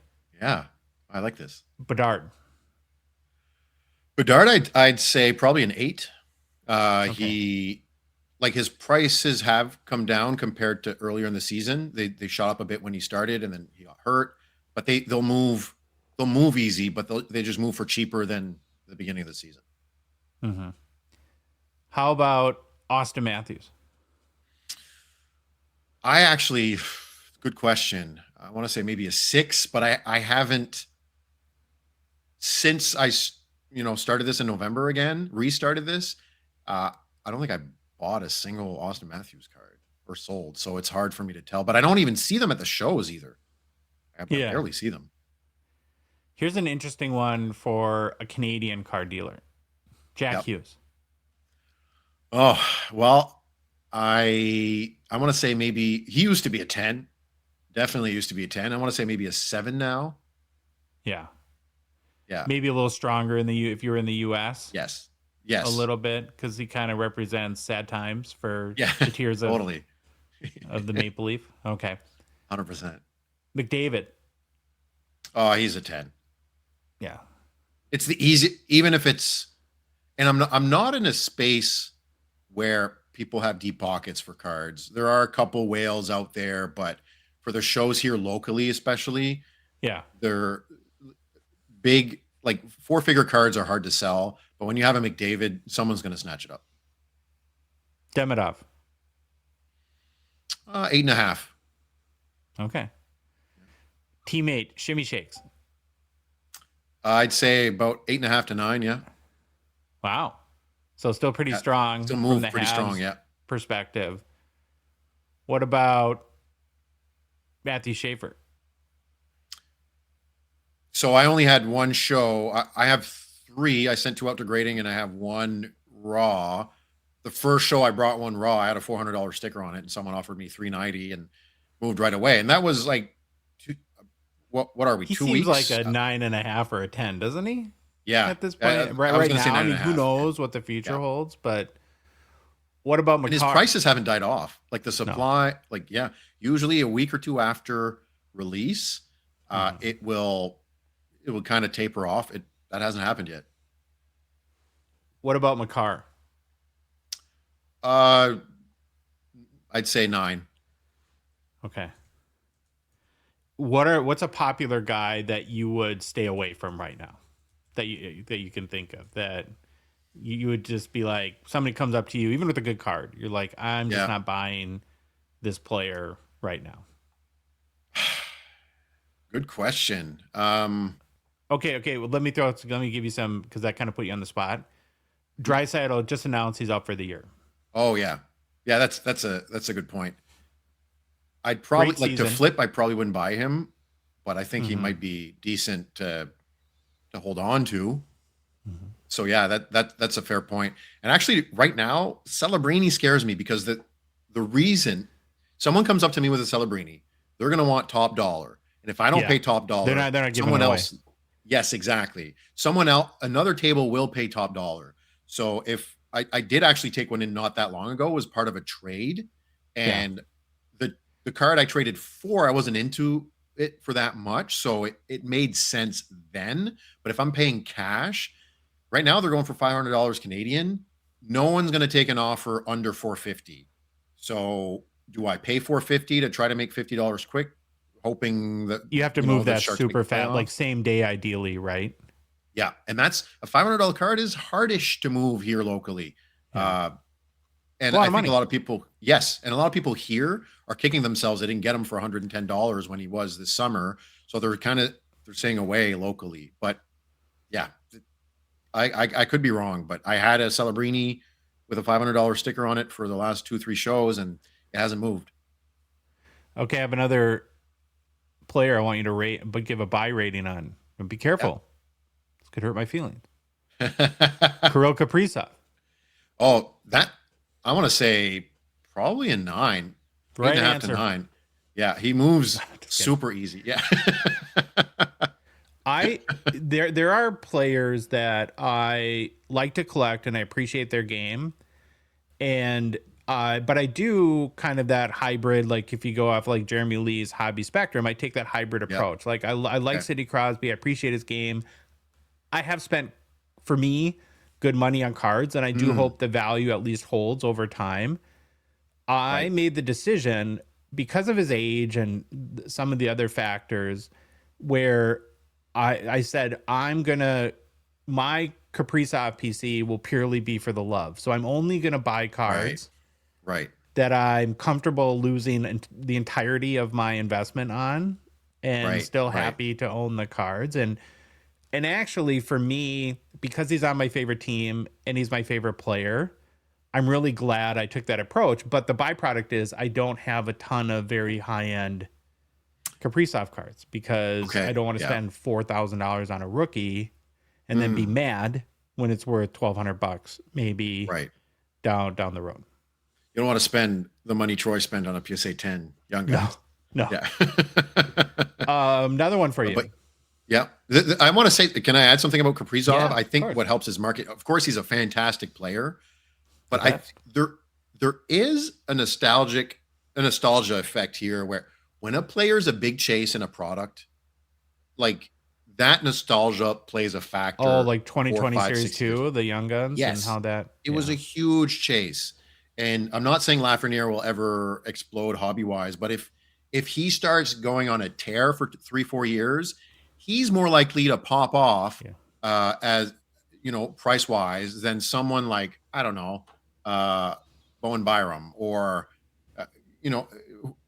name any other player that wasn't a chase during that time. I think chase players, even if they'll die off, if they go on a tear, they're more likely that chase factor. People don't want to let go. Definitely part of the multiplier. People don't want to let go, right? Because of what could have been. Okay, another one that's kind of interesting that because Buffalo is kind of Canadian, technically American. Tage Thompson, where does he after the Olympics? Where does he land in your buy ratings right now? Good question. I haven't seen many Tage Thompsons come and go. The tricky part with this quiz is that I've only been doing this again for the last 4 months. So my sample size is a little bit smaller, but I haven't seen many Tage Thompsons, to be honest. So it's hard to rate. But if someone came to me at a table, I'd be interested in it. I'd probably rank it a 7 for myself. And is the lower, like in your mind, the lower the ranking, the better margin off of comps you have to get, right? So if somebody's a 10 out of 10, like a Celebrini, like you can plan on the quick flip like that day or the day after. It's like, okay, maybe I'll pay 85, 90%. But if somebody comes with Tage Thompson, you might need 80, 75% on that kind of to make it. That's exactly right. A good deal for you. Yeah, 100%. And there's probably 4 or 5 players that kind of fit at any given point that highest end ranking or justification for the top dollar. Yeah, 100%. Like I'd rather make $50 in a day because I spent $440 on a Celebrini and sold it for $500 or $490, whatever. Knowing I can move it.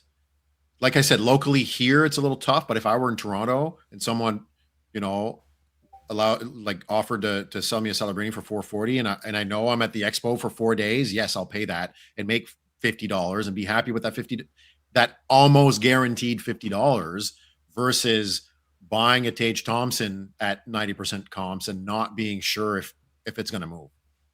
Yeah. Yeah. There's one guy you didn't ask. I'm surprised. And I'd rank him a 9. Who? Minnesota. Oh yeah. I'd rank him higher than Jack Hughes. His prices are higher and his demand's higher. Absolutely. I had one guy come up to me with a PSA 9 Quinn Hughes and a Elias Pettersson PSA 10. And like it had just been the Quinn Hughes, I probably would have paid more percentage wise, but with the Pettersson involved, like I paid a little bit less because I'm like, well, the Quinn, I know I can move. The Pettersson, I'm not sure. Is Pettersson a good example of a stay away where even at any deal, you're just because at some point, like you don't want to offer 50% of the card value to someone, but then you're not confident at a higher percentage paid that you can move that card and make money. Exactly.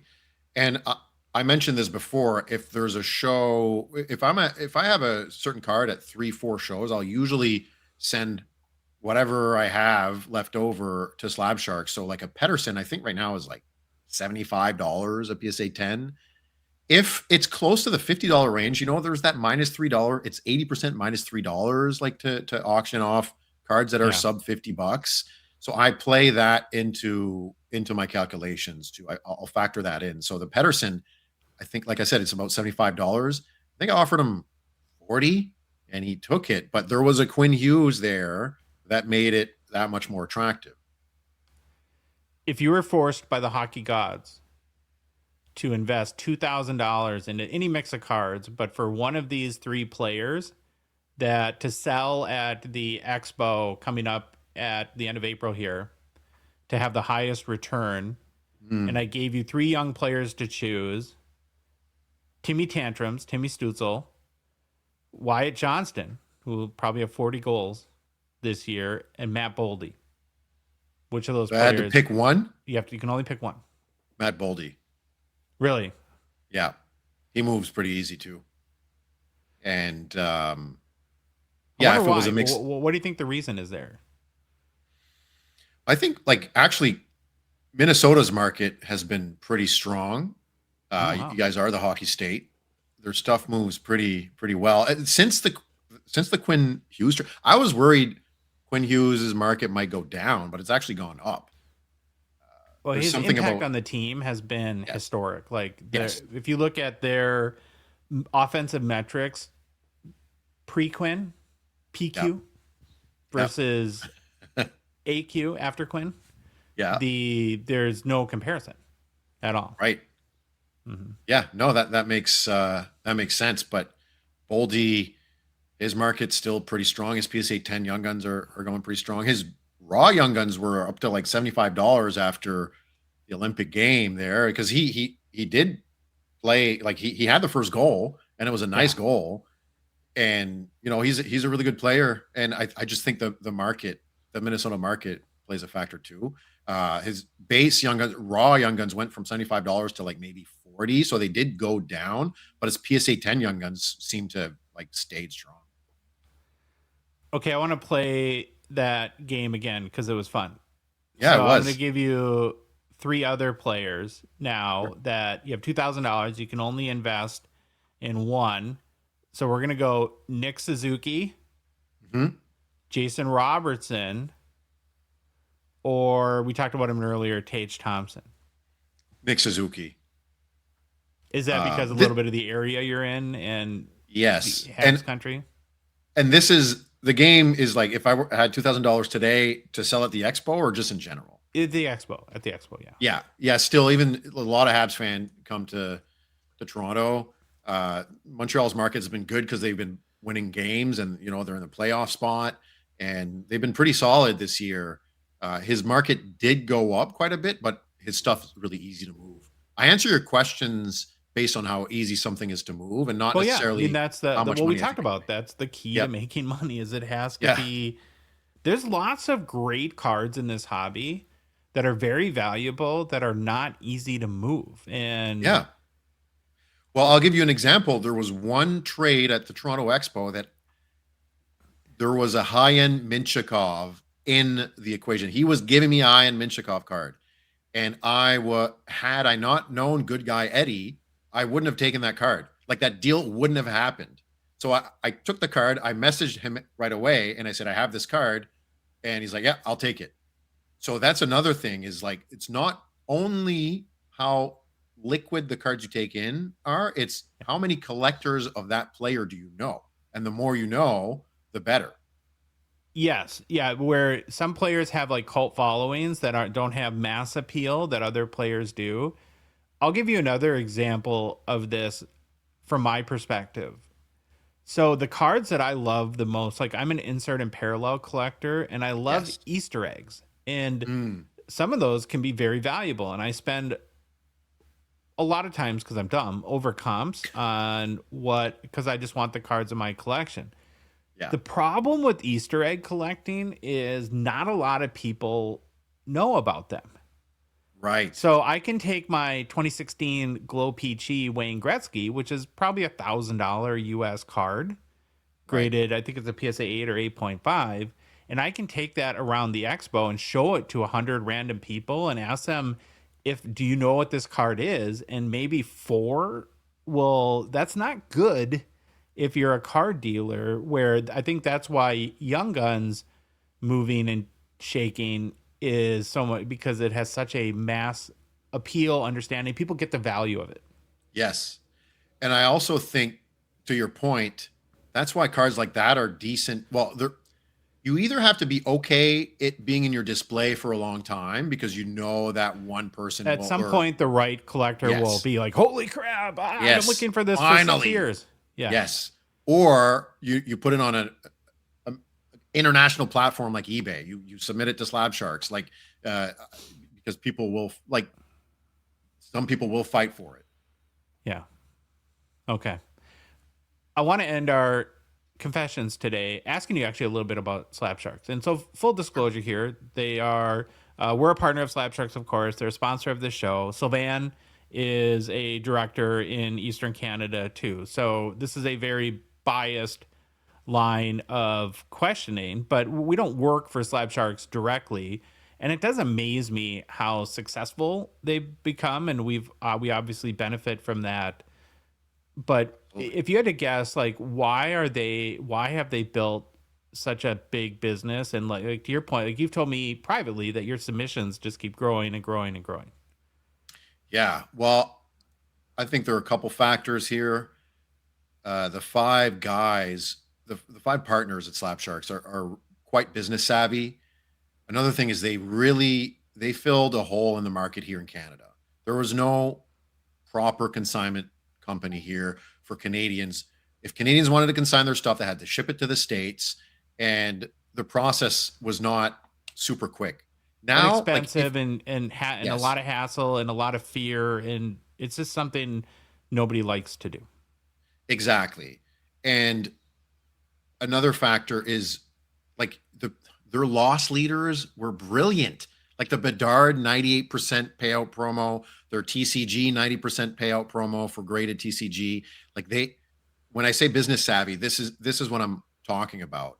Just the growth, the pace at which they grew their footprint, either just at the expo or their office. The office they have now feels like such a premium experience when you're walking in to drop something off. And 2 years ago, it was a different experience. You had to book an appointment, and it was still a good experience, but not the premium level that it is today. And I think people keep trusting the brand more and more.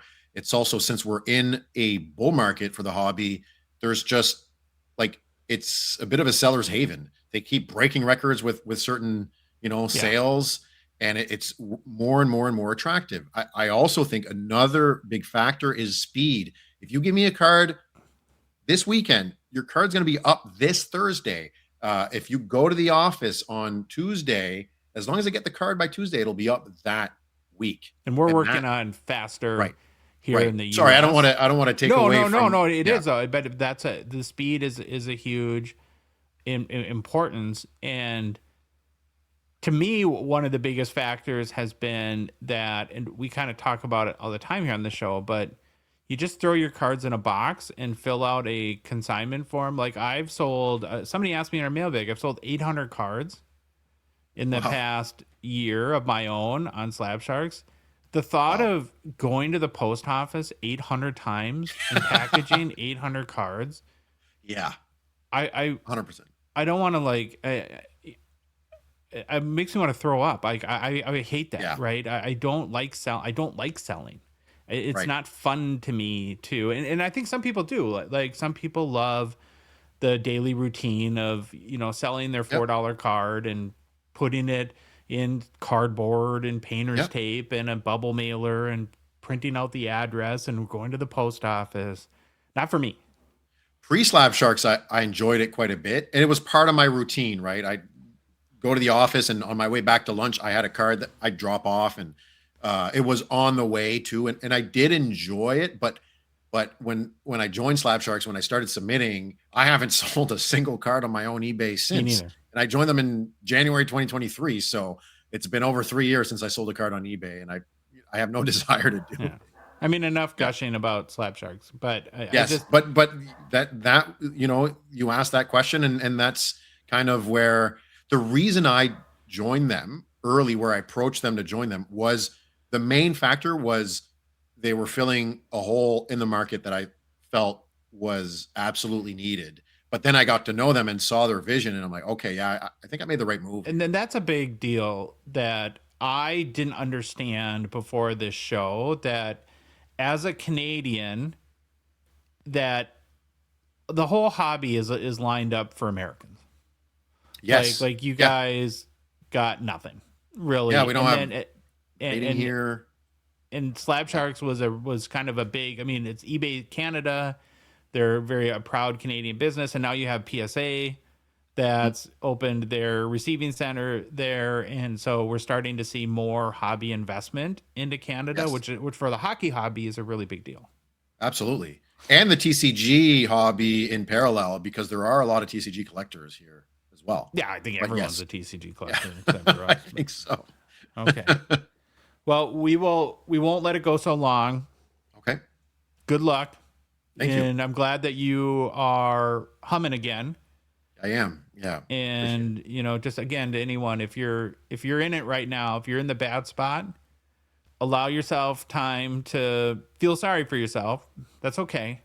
But set a limit, whatever you think that it doesn't, if it's a week or 10 weeks, it doesn't matter. Just as long as you get back up and start moving again. Yeah. And I do want to say thank you, Josh, for the advice you gave me when I was in baby poopy pants mode. And last expo, I had a couple of your listeners come up to me and really tell me that they were rooting for me. They're sorry it happened. They had similar experiences, and to keep my chin up. Thank you for everyone who stopped by and gave me those words, because it made me feel less alone. And it made me realize everybody goes through this. Everybody goes through it, right? And we think that, because that's how we're so fatalist to some degree as human beings, where especially too when you see other people succeeding while you're failing.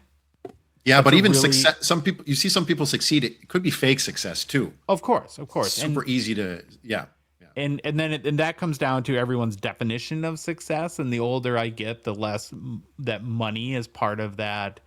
The less significance money has as part of that equation. But yeah, so I agree. You know, very proud to be your friend, and you know, let's look forward to talking to you again soon. Thank you, Sylvain. Yeah, no. See you at the expo.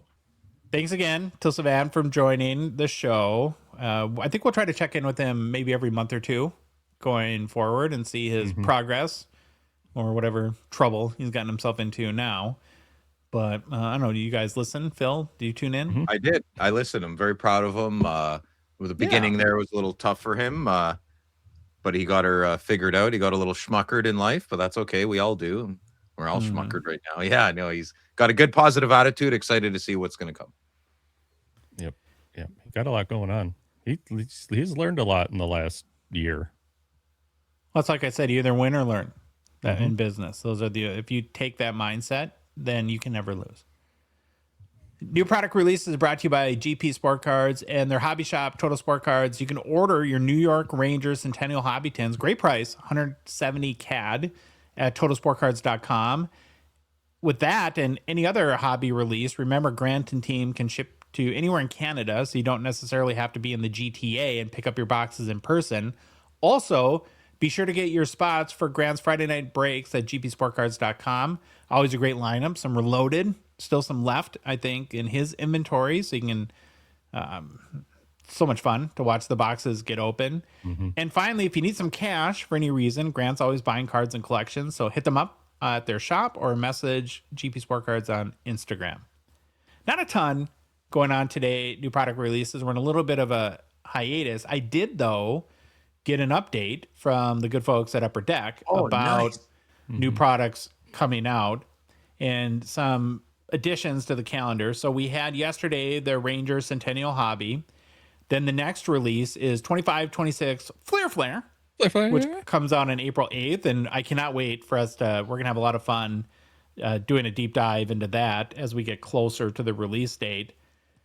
Now, next, there's the announcement of National Hockey Card Day, which is on April 11th. That's my wife's birthday. Oh. And you can get your free packs at participating CDD shops in USA, Canada, I'm sure in Europe too, at Upper Deck CDDs. There's also some 9-card sheets, and the checklist for National Hockey Card Day is up right now on hockeychecklist.com. So if you want to see all the cards that will be in the promo packs this year, you can check that out.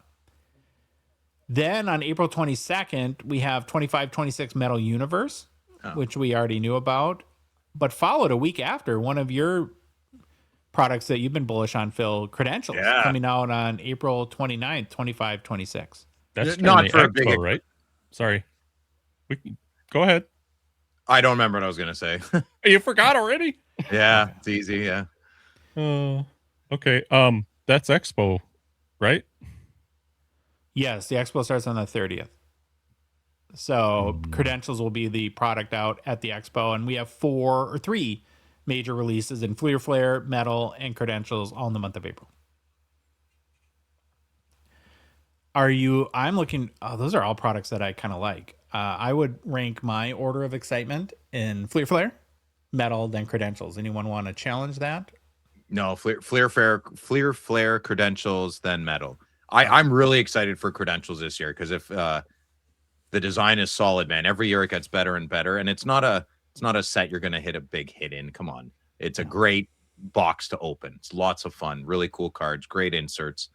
The past releases, I'm really excited to see this year's.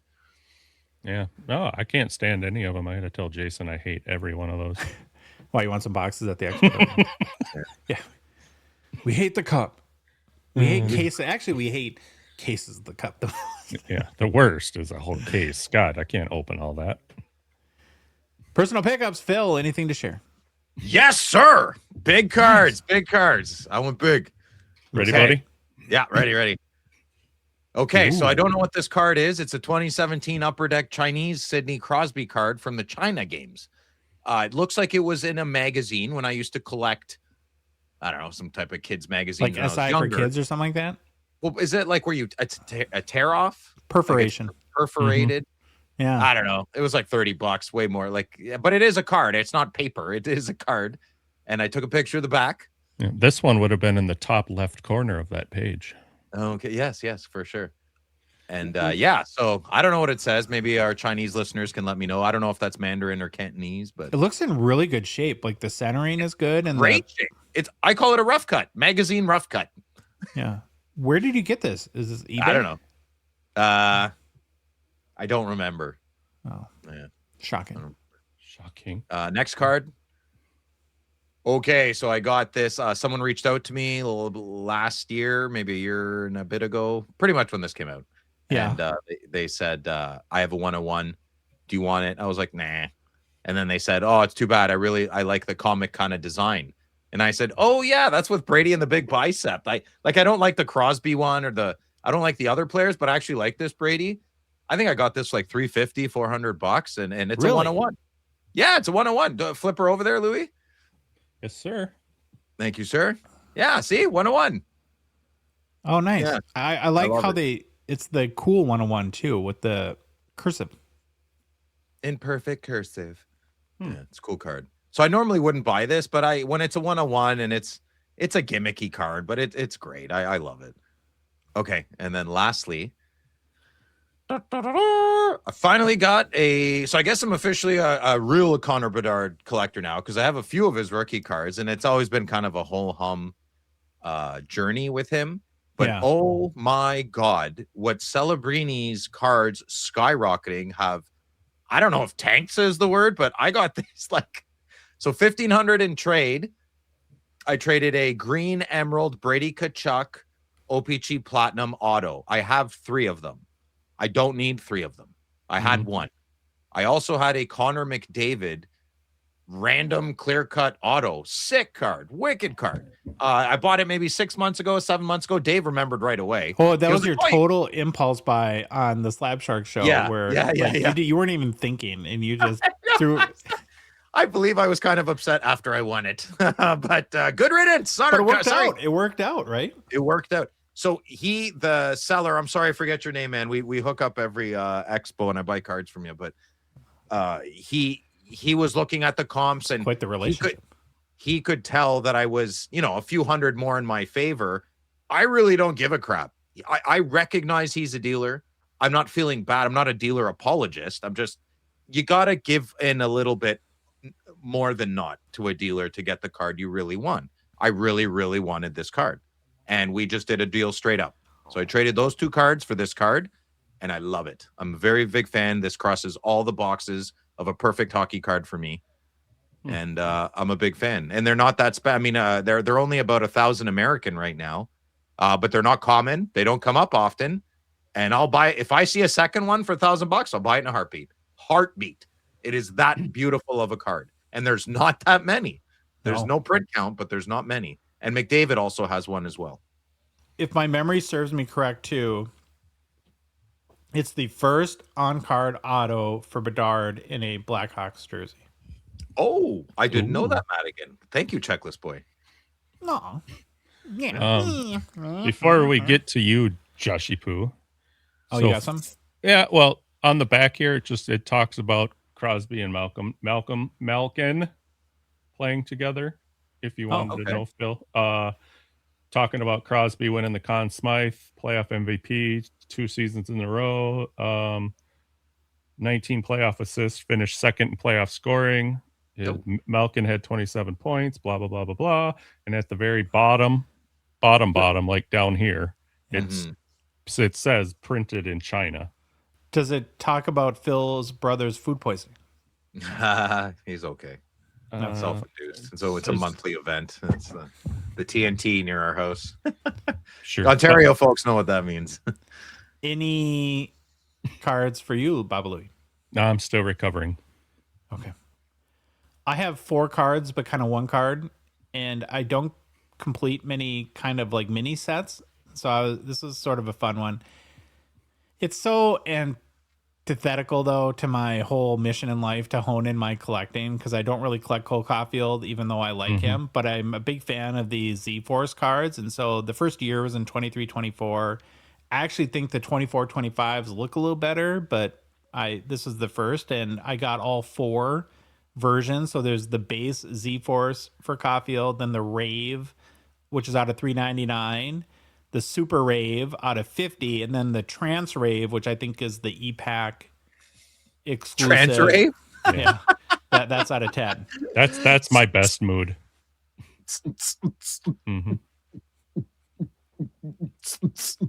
Yeah. Okay, So, jeez. and this is honestly, it's like, had I not had a 4-card page top loader binder, I probably would have never done this. But then, of course, my mind goes to, it would be a sweet page in my top loader binder. This 4-pager, yeah. We should have a rave at the chateau. Oh, I got tons of tunes to bring for I'll bring the drugs if you guys bring the pain. What Hey. song is that from? I don't know. There. Doesn't matter. It's not a good song. If you like the episode, please leave a rating and review on Apple, Spotify, whatever podcast app you listen to us on. If you love the show, you want to support us, want to chat with us on the Hockey Cards Gongshow Discord server, please consider a $5 a month donation. Join our out of $999 support level tier on Patreon. Link is in the show description, our Instagram, TikTok profiles, on our website, hockeycardsgongshow.com, or on Patreon's website, patreon.com, and search for us at Hockey Cards Gongshow. We are social media bros. Follow us on Instagram, Facebook, TikTok, Twitter, and YouTube. And boys, the Hockey Cards Gongshow podcast is a production of Dogbox Ventures, LLC. Have an awesome weekend. We will be back with you on Monday. Baba Louie, you know what to do. Oh, Phil. Yeah. Jeff on. Oh, yeah. Good Yeah. Bye. Yo, it's the Gong Show. We're dropping the facts. Hockey cards on fire. No holding us back. Josh looking sharp, the face of the scene. Feeling pork chop pants, rocking it clean. Baba Louie in the booth, he's the man with the plan. The best producer in all the land. Gong Show Nation, let's hit the flow. It's the Hockey Cards Gong Show. Let's go, let's go. Wanna say the minute show. God.